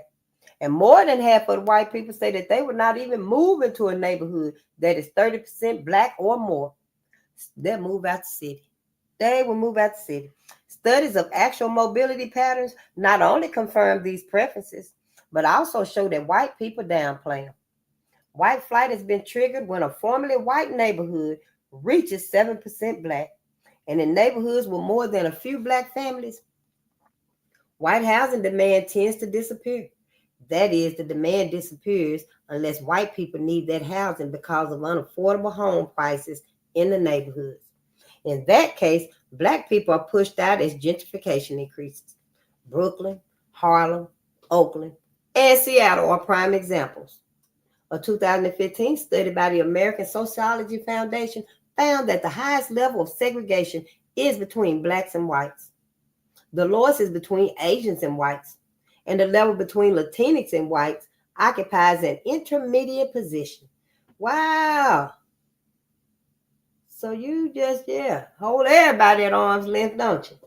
A majority of white people, in both the expression of their beliefs and the practice of their lives, do not want to integrate with blacks. We see anti-black sentiment in how quickly images of brutality toward black children, let alone black adults, are justified by the white assumption that it must have been deserved. Such beliefs would be unimaginable if we had been shown images of white teenagers being thrown around schoolrooms, of white kindergartners being handcuffed, of a white child shot while playing with a toy gun in the park. We see anti-black sentiment. There was the baby. We see anti-black, his name right there.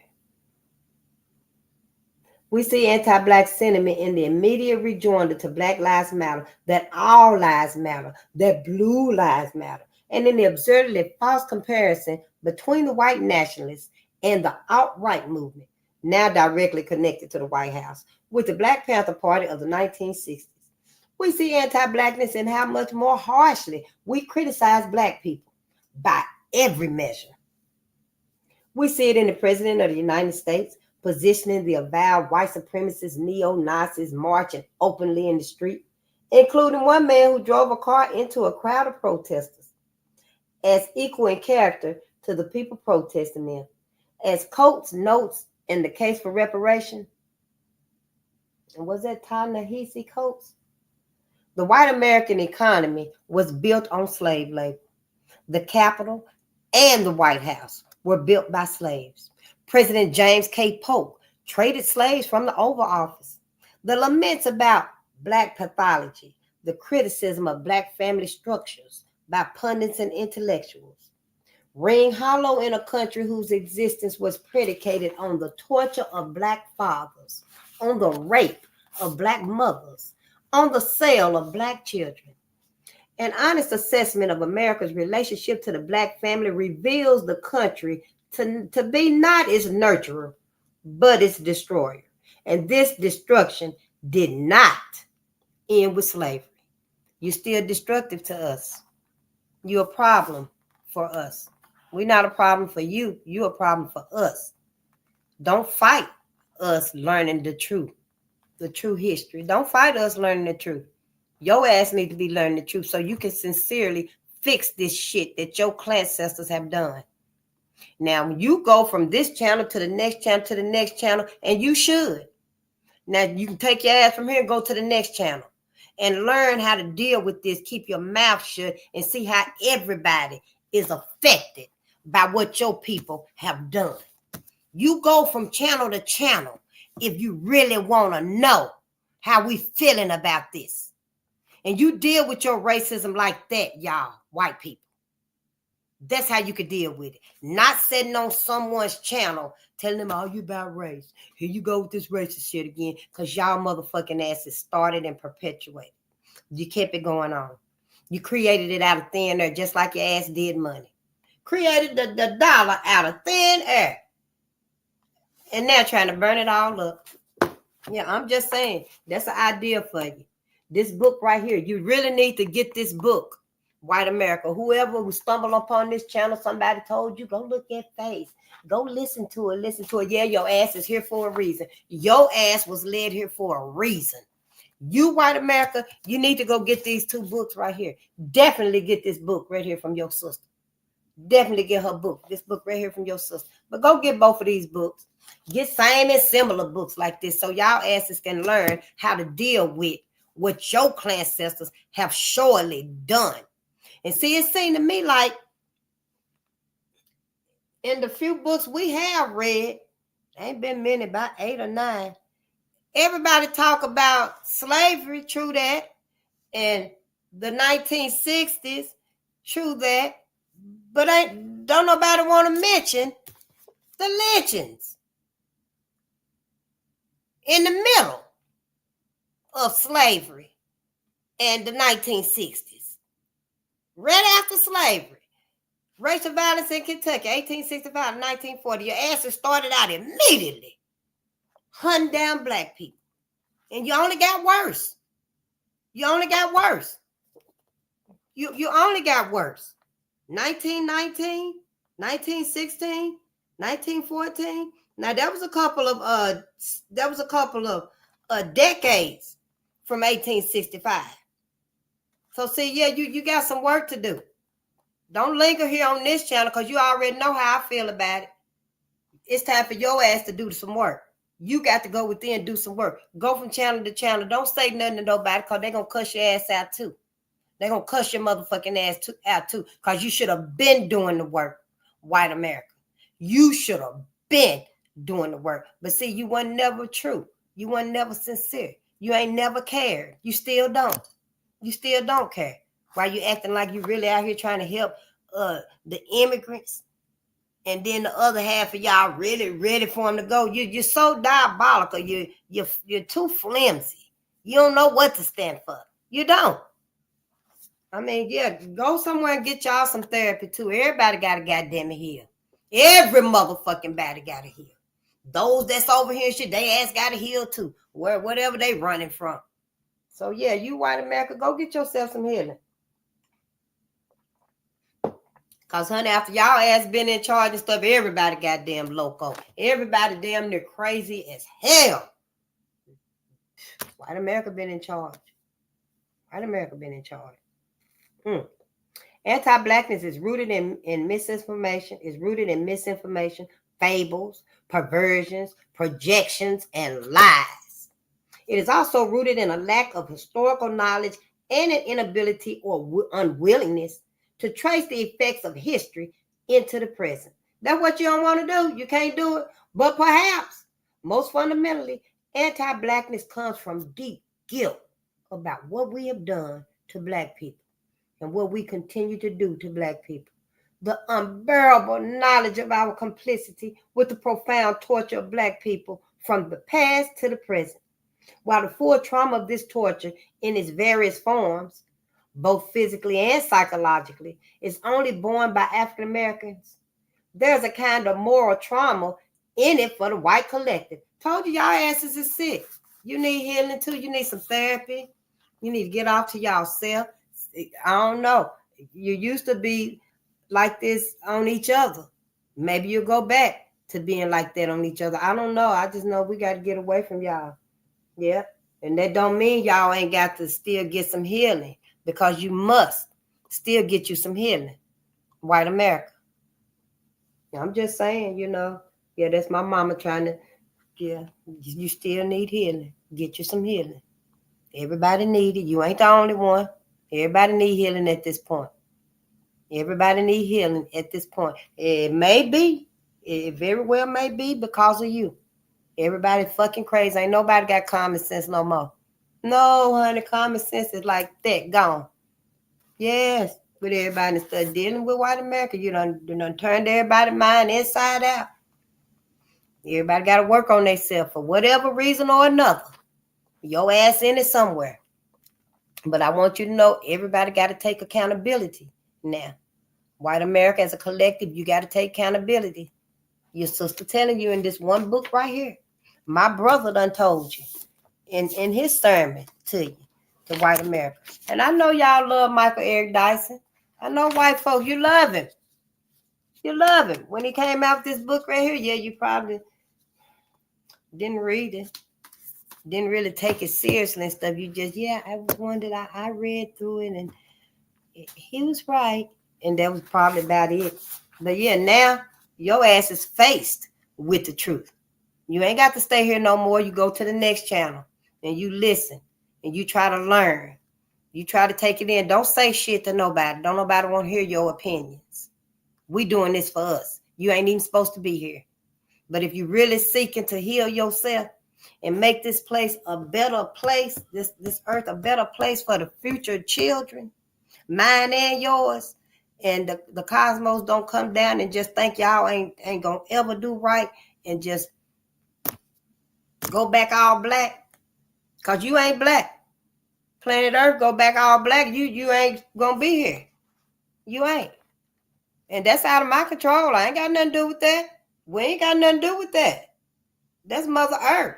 That's cosmic energy. Judging on that right there now. I'm just saying. Shit, y'all, yeah, y'all act like it ain't that, but it is, honey. It's a kind of trauma for y'all too. And his, I wouldn't say, well, it's a moral trauma. More like a moral deficiency and stuff. But I guess she's saying that it traumatized y'all too for what you did to my ancestors and shit. But hell, your ass did it for 100 years in this book. It wasn't too much trauma for your motherfucking ass. This shit. I'm just saying, in my opinion. Let's read. In his revolutionary book, My Grandmother's Hands, social worker and therapist Resma Menakem refers to white supremacy as white body supremacy, to argue that white supremacy is a form of trauma that is stored in our collective bodies. Didn't I tell you all the trauma y'all done to us, to my ancestors, is stored in our body's DNA memory? Our DNA memory. That trauma y'all did to us is stored in us, but yours is too. Yep. I'm gonna have to look this man up here. Resma Menakem refers to white supremacy as white body supremacy, to argue that white supremacy is a form of trauma that is stored in our collective bodies. It's a form of trauma. Now, I wouldn't use that word, trauma. It's a sickness, true, but it ain't no trauma. It ain't cause y'all no damn harm. Your moral, you ain't never had no morality. So, this moral trauma, I don't agree with that right there. I don't. You ain't never had no morality. Well, maybe before you decided to create race and black and white, and I'll have to do some more digging and learning and stuff. But as far as I can tell right here, right now, you ain't never had none. You didn't have none when you was in the caves, and the Moors brought you out the caves and taught you how to wash and get your animals out of your houses and stuff like that, and taught you everything. It wasn't no morality then. So I'm just saying, in my opinion. But yeah, I just sat down here. If I find out that you did, then hey, I come. Yeah, you have morality, but you damn sure ain't got none now. Very little today, 2025, and Trump is chipping away with it. Yep. And what little bit you claim you do get. But I digress. Let's read. Many African Americans know trauma intimately from their own nervous systems, from the experiences of people they love, and most often from both. But African Americans are not alone in this. A different but equally real form of racialized trauma lives in the bodies of most white Americans. Our projections allow us to bury this trauma by dehumanizing and then blaming the victim. If black people are not human in the same ways that we white people are human, our mistreatment of them doesn't count. We are not guilty. They are. If they are bad, it isn't unfair. In fact, it is righteous. There's a curious satisfaction in the punishment of black people. The smiling faces of the white crowd picnicking at lynchings in the past, and the satisfied approval of white people observing mass incarceration and execution in the present. White righteousness, when inflicting pain on African Americans is evident in the glee the white collective derives from blackface and depictions of blacks as apes and gorillas. We see it in the compassion toward white people who are addicted to opiates and the call to provide them with services versus the mandatory sentences perpetrated against those addicted to crack. We see it in the concern about the forgotten white people, the forgotten white working class, so critical to the outcome of the last presidential election, with no concern for black people who remain on the bottom of virtually every social and economic measure.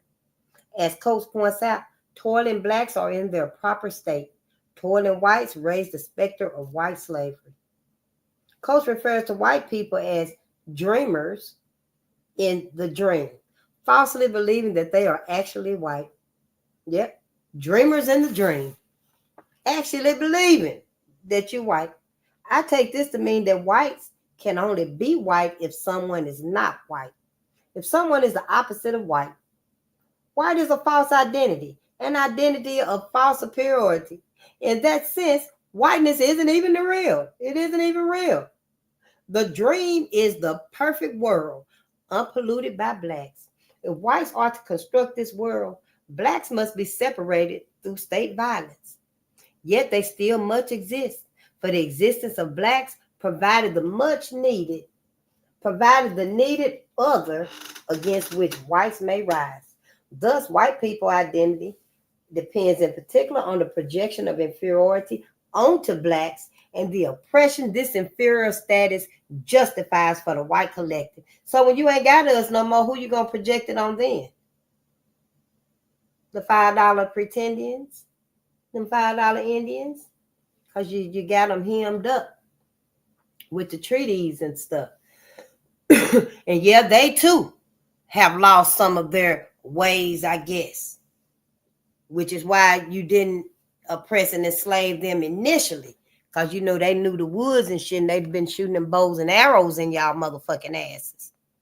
But now I guess they are a little bit more lax, and other groups of people don't see that someone's gonna have to fill the place. Somebody gonna have to cater to you, keep you comfortable and stuff. Because Black America, we done. We are done, honey. You on your own, white America, and I hope that you can heal yourself and you can hold your own. You can hold yourself and go ahead and interrupt racism. It's gonna be broken. You either be done with, exterminated. That's what you've been trying to do to Black America this whole time. Exterminate, genocide Black people. You're gonna find yourself, y'all the ones not gonna be on the planet. How about if everybody else on the planet except for white people? Mother Earth want to go back all black. All black. Perhaps all people of color. No white people. Then what? Then who you gonna blame that on? Who you gonna blame that on? Everybody could have procreated with you and help you live on. You wouldn't have been white like you want to be. You claim to be something you done made up. But now, I can see the planet without you, without white people. I can see it. Don't be mad at me, because I can see y'all not being no more. You can only have white babies with white people, white men and white women. You know, the few people that have, and it's quite a few, that have had mixed babies with white people, you can teach them children to go get you a Mr. Charlie and have white babies so we can have more numbers within our race. But that's not going to stop, that's not going to stop y'all's procreating and living on and on and on. It's not. And this futuristic world, bionicness and human chips and shit like that, you're not living. That's not living. You think that's living? You okay with? See, y'all know exactly what your people doing. You know what they doing and why they doing. You look forward to it. Someday, somehow, I may not make it. I may not be here, but my great-grandson will, and he'll have the humanoid chip in him, and he'll live forever, And maybe he'll be able to just keep me with him. He'll be a robot partially, and he'll have all the access to me. But that's not living. Who would want that for their future children? Who? I mean, y'all try to normalize y'all playing God and being superior and stuff. Stop it. It's over with now. It's over with now. Everybody got to do some serious work. Everybody got to go within and do some serious work. It will never be like it was on any front. It will never be like it was on any front. Even if we can't stop it, our physically self, Mother Gaia gonna stop it. Cosmic energy is gonna stop it. All of the spirits, the souls you have destroyed and desecrated and burned to ashes and took home as souvenirs, took pictures of and sent as postcards, all of them souls, them bodies and spirits, it's not gonna happen. What y'all is planning. So you know what your big brothers out there is doing. You need to stand up, white America, and do your part to stop all of this. Because, hey, we all on this planet together. Now, if Mother Gaia and cosmic energy and the sun gonna wipe anybody out, they want y'all gone. They want you gone. You the only one been running through this whole planet from flat end to flat end, causing havoc, murder, mayhem, destruction, playing God, fucking with the weather, and it's raining like 40 days and 40 nights. That movie on YouTube. Because of all of that. So you got to stand up for something too. Yeah. We standing up against y'all because we want to get the fuck away from you. And granted, you should understand why. You need to stand up to your big brothers and let them know, hey, stop it. Stop it. We don't want to sabotage them no more. You're killing everybody. You're killing all of us. Because see, what you're thinking is that the youth are going to continue to forget and be together, and y'all will never have to have this come up again.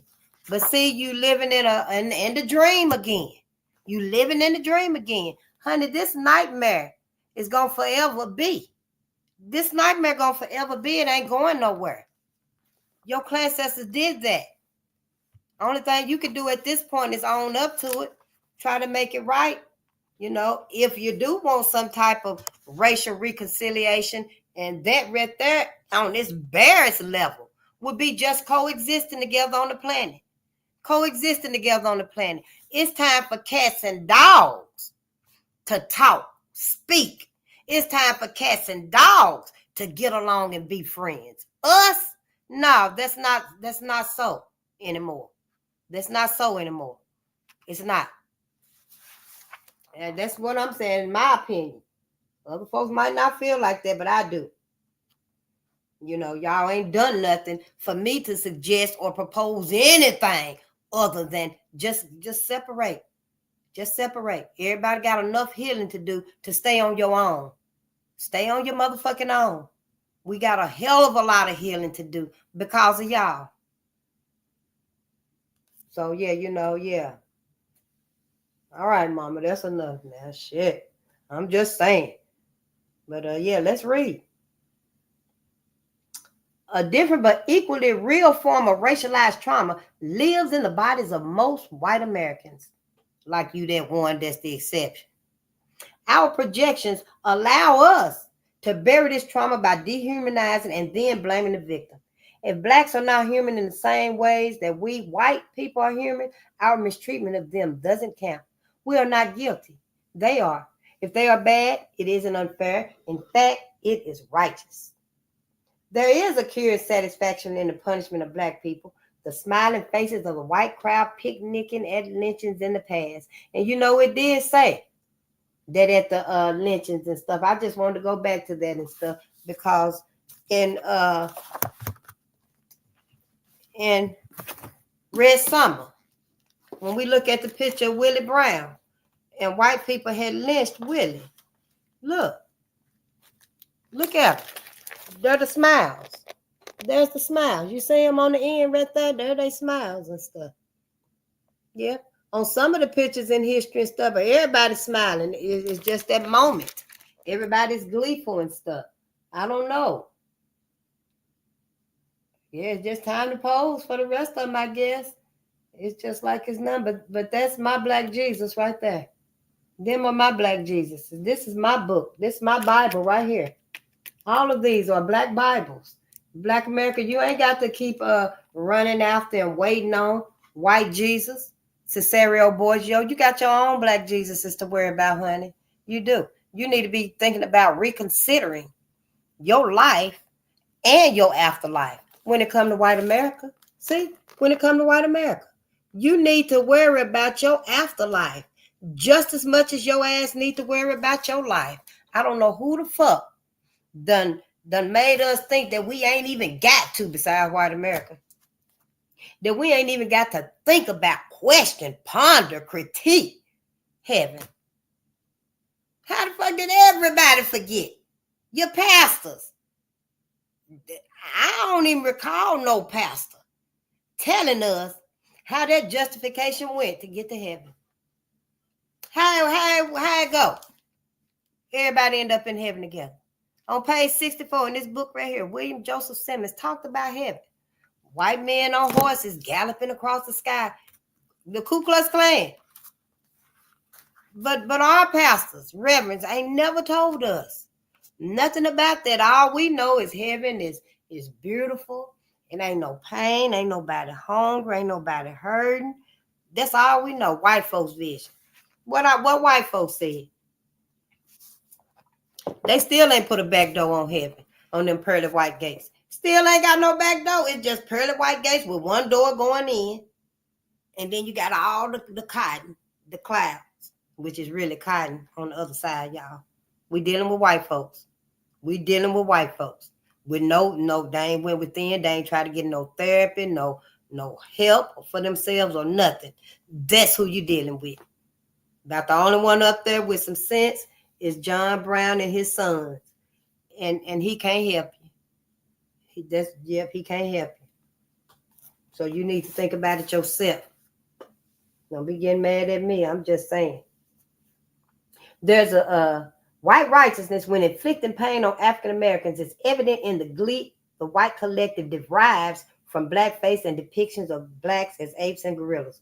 We see it in the compassion toward white people who are addicted to opiates and the call to provide them with services versus the mandatory censoring perpetrated against those addicted to crack. Oh, I read all that, didn't I? Oh, yeah, and then I read about the dreamers and the dream. Yeah, the dream is the perfect world.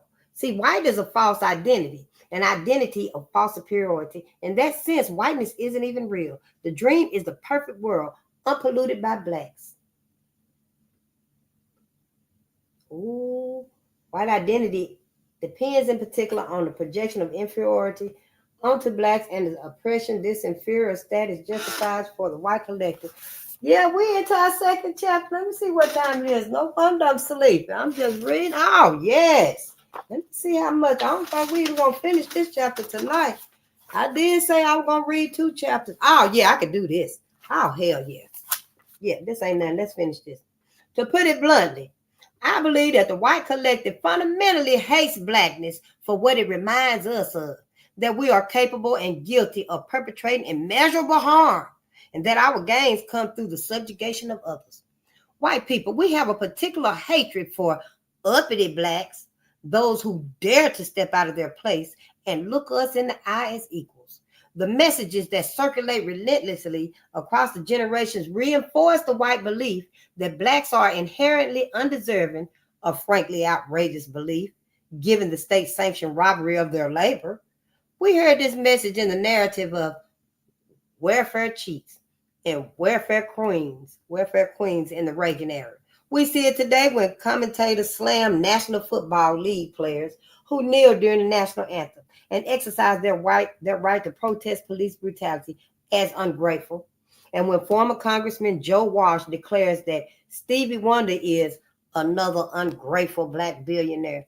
We see it when Robert Jeffress, Jeffress, Dallas evangelical pastor and advisor to the president of the United States, claims that NFL players who protest police brutality against African Americans should thank God they don't have to worry about being shot in the head like they would be in North Korea. We see it in the outrage of the crowd of white progressives who show up to hear Bernie Sanders speak in Seattle and were asked by black activists to grant 4.5 minutes of silence to honor Michael Brown, and an unarmed black man shot by police in Ferguson, Missouri. How dare you? The crowd cried. Carol Anderson, we mentioned Carol Anderson, White Rage.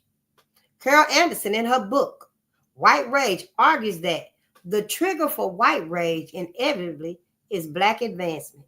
It is not the mere presence of black people that is the problem.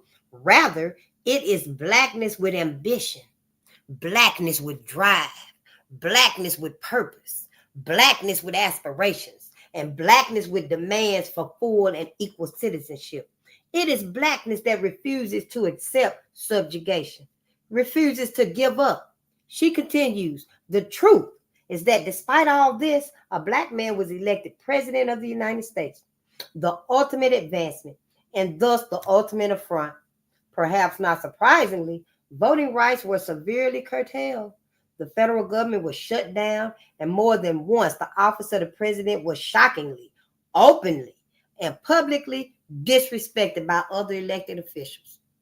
Anti-blackness is a complex and confusing stew of resentment and benevolence, for we also use black people to feel warm-hearted and noble. We are drawn to those who cast their eyes downward in our presence, the ones we can save from the horrors of their black lives with our abundance and kindness. Consider an example I often use in my presentations, The Blind Side, a hugely popular movie for which Sandra Bullock received an Academy Award. This film I've seen it before. This film is a cogent example of whites as the racially benevolent side of the coin. The film is based on the true story of a family, the Tuhois, who rescued Michael Orr, a black man who came from an impoverished family circumstance and who went on to become an NFL player. Although the movie was popular with white audiences, many problematic racial narratives are reinscribed in the film. In fact, there are no black characters who do not reinforce negative racial stereotypes. Orr himself is portrayed as a childlike gentle giant who lives in abject poverty. Sprinkled in are his drug-addicted single mother with multiple children from unknown fathers, the incompetent welfare worker, the uppity lawyer, and the menacing gang members in his drug-infested and crime-ridden neighborhood. In one pivotal sense, O'Hare returns to his former neighborhood. As he walks down the street, he is surrounded by a gang that tries to intimidate him. While he considers his limited options, Mrs. Tuor arrives and confronts the gang members, who quickly back down and retreat. Rescued by Mrs. Tuor, O'Hare is returned back to safe white suburbia. The scene makes it clear. The only way O'Hare could be saved from the terrors of his own black community is through the benevolence and bravery of a white family. In the film, white professionals discuss Orr as if he were developmentally disabled. He certainly comes off as such. He is passive and inarticulate throughout the movie. His teachers note that on his IQ test, he scored in the bottom percentile in ability to learn, but in the top percentile in protective instinct. Yep. And it's because of that, as a protective instinct, he was the token. He became a token. Yep, he did because of that right there. As a professor of education who has never heard of a test measuring protective instinct, I have been unable to find evidence of this bizarre measurement. It is highly problematic that Orr, as a black male, is portrayed as severely lacking in intellectual abilities, but exceptional in something instinctual. His limited intellectual capacity is reinforced throughout the film.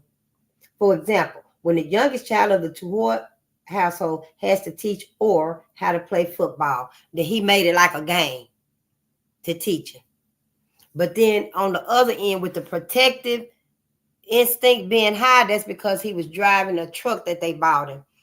And he dressed like a white man in a button-up cotton shirt or something. But anyway, I digress.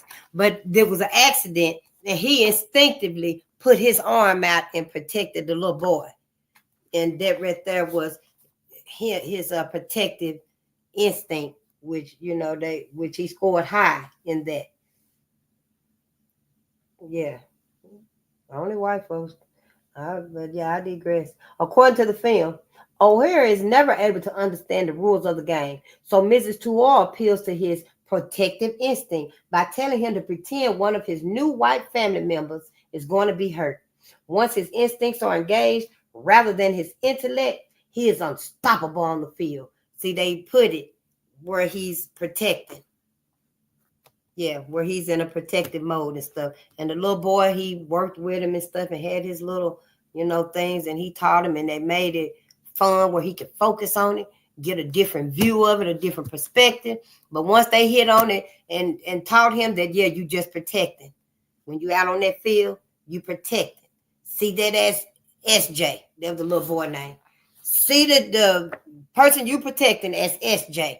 You will never let nothing happen to SJ, would you? And Michael was like, no.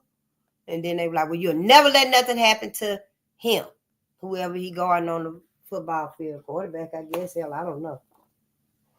But yeah, I digress. His limited intellectual capacity is reinforced throughout the film. For example, when the youngest child of the Tuor household has to teach Orr how to play football, and then there was a mama who stepped in and gave him the idea of the protective measure. In a particularly insulting scene, the white child who tried unsuccessfully to teach Orr how to play football sits at a table negotiating a contract for him with powerful adult men while Orr sits in the background, mute. That's the part in the movie where, once he learned it and stuff, and he just rose to the top. And, everybody wanted him on their team and stuff. So everybody would come into the mansion, to the house, the mini mansion, to interview him and question him and stuff. Well, the little boy was the one sitting there orchestrating everything. They had to give him perks in the movie. Let him come out with the band onto the football field and stuff like that. Yeah, but Mike, for the most part, he was just sitting back there just doing what he was told.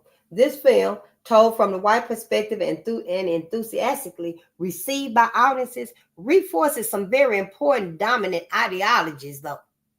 White people are the saviors of black people. Some black children may be innocent, but black adults are morally and criminally corrupt. Wow. Whites who are willing to save or otherwise help black people at seemingly great personal cost are noble, courageous, and morally superior to other white people. Individual black people can overcome their circumstances, but usually only with the help of white people. Black neighborhoods are inherently dangerous and criminal. Virtually all blacks are poor, incompetent, and unqualified for their jobs. They belong to gangs, are addicted to drugs, and are bad parents. The most dependable route for black males to escape their inner city is through sports. White people are willing to deal with individual deserving black people, but whites do not become a part of the black community in any meaningful way beyond charity work. Of course, O'Hare also brings redemption to the whites who save him. The film ends with a voiceover from Mrs. Tuor, a Christian, claiming it was God's will that this boy be saved, presumably because his talent on the field made him more profitable and thus valuable to white people. The Tuors, of course, are the good white people who have to deal with the prejudice of the individual bad white people they encounter at the country club and the other places. In this way, the racist equal bad and not racist equal good binary is also reinforced. The film is fundamentally and insidiously anti-black. White racial socialization engenders many conflicting feelings towards African Americans: benevolence, resentment, superiority, hatred, and get roil barely below the surface and erupt at the slightest breach, yet can never be explicitly acknowledged. I would need to deny the bewildering manifestations of anti-blackness that reside so close to the surface makes us irrational. And that irrationality is at the heart of white fragility and the pain it causes people of color. Honey, we on chapter 7, and I will see y'all tomorrow night. My family. And hopefully white folks and stuff, go find another channel to get on and stuff. You don't have to finish this book here with us. And I'm going to irritate you when I'm reading this stuff. Go get it and read it yourself. You go get this book. And you got money. You go get this book and read it yourself. Buy a couple of them and give them to your friends, your family and stuff. You know who you are if you're there. You already know who you are. And you know, yeah, if I can't help you, I won't hurt you. You know, I'm not a hurtful person and stuff. I don't hurt people, manipulate people and stuff like that. But for the future on this planet and stuff, and the future of your people and stuff to live on and get y'all. Cosmic energy gonna get y'all. You got a duty to do for everything that your ancestors did. You gotta make that's your debt. That's on your motherfucking shoulders. So, you know, yeah, I can't just spend all my time talking to you and stuff, though, because you shouldn't even be here. You already should know what you should be doing. Yeah. But I love y'all, family, and I will see you tomorrow. Jinx Rose. Hey, Engine Radio. It is so good to see you. What? Ed white fragility. Seriously, all the constant whining, complaining, and victimhood thinking ain't coming from white. Take your ass somewhere to get him a book too. Whoever this is right here, I think he need a book too. I don't know how the hell y'all find y'all ass up in here. I don't know. Sounds like that white fragility talking there. Sure do. This is a learning chat class. A learning channel class is in session. If this makes you feel some kind of way, leave the classroom. I know that's right. Thank you so much, Engine. Thank you, my brother, because this is what I'm here for. And if it's going to irritate y'all like that and shit, take your ass on the next channel. But you need to go get this book, White America. And I would say go get my brother's book also, so you can do the work that you need to do. Especially get this book because your sister, this white lady, is telling y'all that y'all got so much trauma inside of y'all because of your ancestors too. You need to get this book. Y'all need to read it together, read it by yourself. And you need to, if you're going to go from channel to channel, set your ass back there and don't even say nothing. You ain't got to say nothing. You ain't got to say a damn thing. You need to be learning because, see, you finna get different reactions from everybody.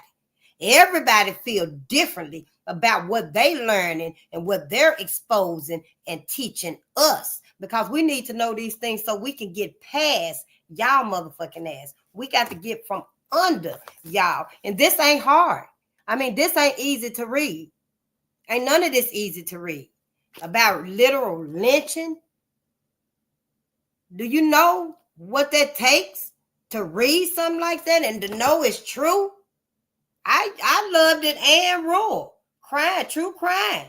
White folks killing white folks, white on white crime, since y'all love to call up the bar. I'm just saying. But yeah, and I had no idea it was other true crimes that done come from. So when we get away from y'all finna go back on y'all like that, you need some serious therapy. You need some serious therapy. And I hope you get it for your own self, because I can't do nothing about cosmic energy and Mother Gaia, but you probably can. They might spare you a little mercy if you show some sincerity starting now.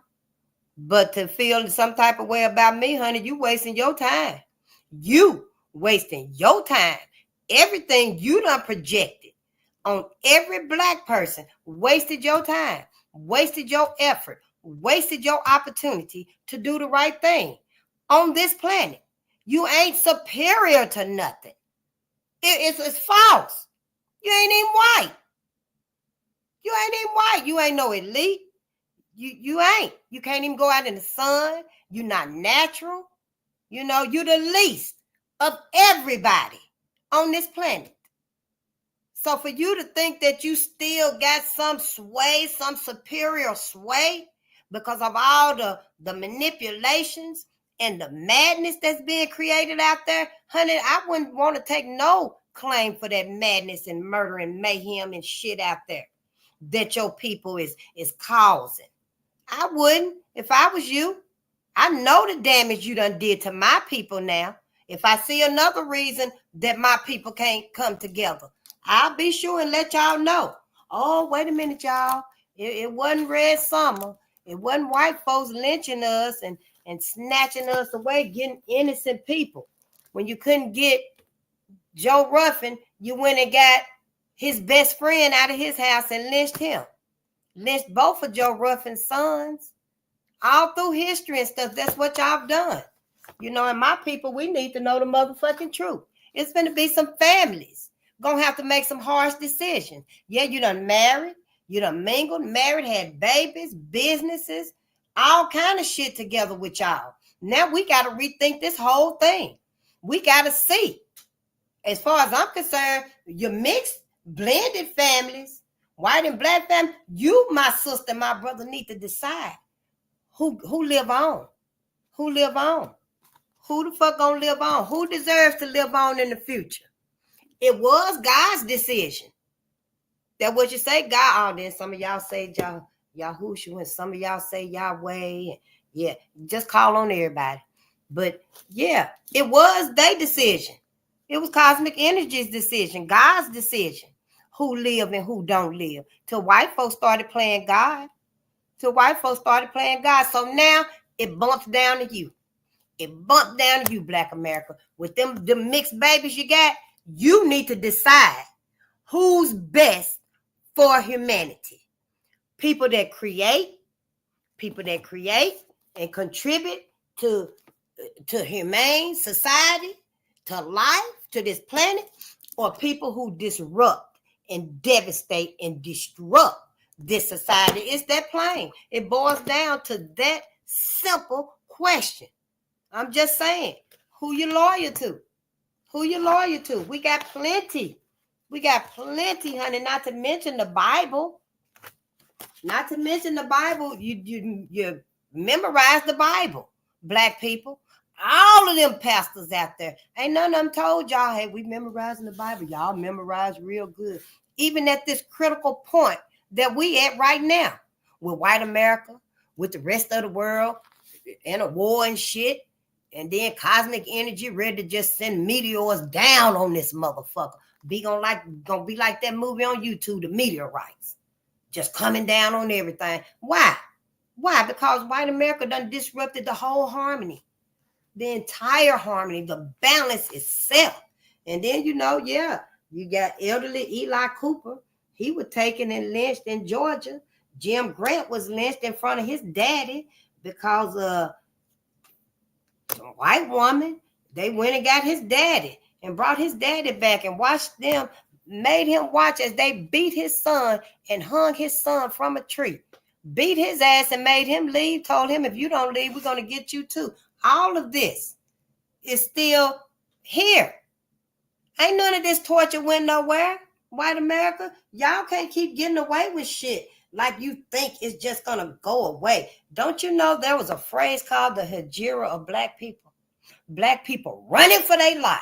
Because during Tulsa, I didn't know, during Tulsa, the race riots, all of them race riots white people did on Black people. Don't you know thousands of Black people were running for their life and shot, traumatized because of white folks? See, y'all got some work to do. You got some knowledge that you need to learn too. You don't need to be wasting your time because you the only one can put forth some effort for everything that your ancestors done did, honey. Can't nobody put forth no effort that's going to right that wrong but y'all asses. I'm just saying. Shit, John Hartfield, 10,000 white folks at his lynching. Yeah, but we'll get into that another time and stuff because, honey, yes, it is too much for me. I know what the fuck to do. I know who gonna be the first one, who Mother Gaia want on this planet. Now, I just don't know if it's going to be other groups of people because they right along there with you, white America. But I love you, family. And I hope y'all process this tonight like everything else. Don't keep all these feelings and stuff bottled up in you about what happened to your ancestors, what happened to our ancestors, because we can't get vengeance for them. It's too late to get vengeance for them. The only thing we can do is do the right thing today for us, our people, our children, for our future. And let's get away from white America. Do for ourselves. Let a white America do for themselves. If they must, let their ass go get them another slave. Go get them another person, another group of people to oppress. But it won't be us. It will not be us. In white America, I suggest you quit trying to oppress people. Take care of yourself. Do for yourself. Here, you already got robots coming. I propose everybody and they mama. Let white folks have all them robots. Let them have all the robots and stuff, because we don't want none of that. We don't want that lifestyle. Y'all want that lifestyle. So it's two Americas. It's always been two Americas. Let's just acknowledge it now. Unless white America can do the right thing, which I don't think they can. Hell, they ain't did it yet. Shit, they ass ain't scared of no meteor shit. Bring it on. We're going to create the meteor. Like, yeah, but I digress. But I love you, Black America. I love you to life and afterlife. And just do due diligence. Just do your due diligence. Just think about it.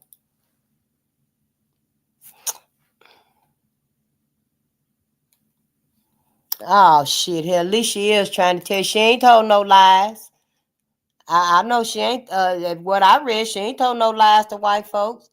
I didn't think that she would. I just had the book in there.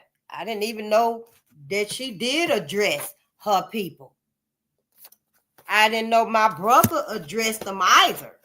But I didn't know none of this. So, yeah, I wish people just quit giving white folks the slap on the wrist about what their ancestors have done. It's history. It's the truth. It happened. Y'all ass can't get away from it no more than we can. And if we got to heal from ours and look at it and stuff, y'all ass do too. If you hear, if you sincere about it, you will. Yeah, I'm just saying, shit, it ain't like your ass finna be charged for the crime. Yeah, but good night this day.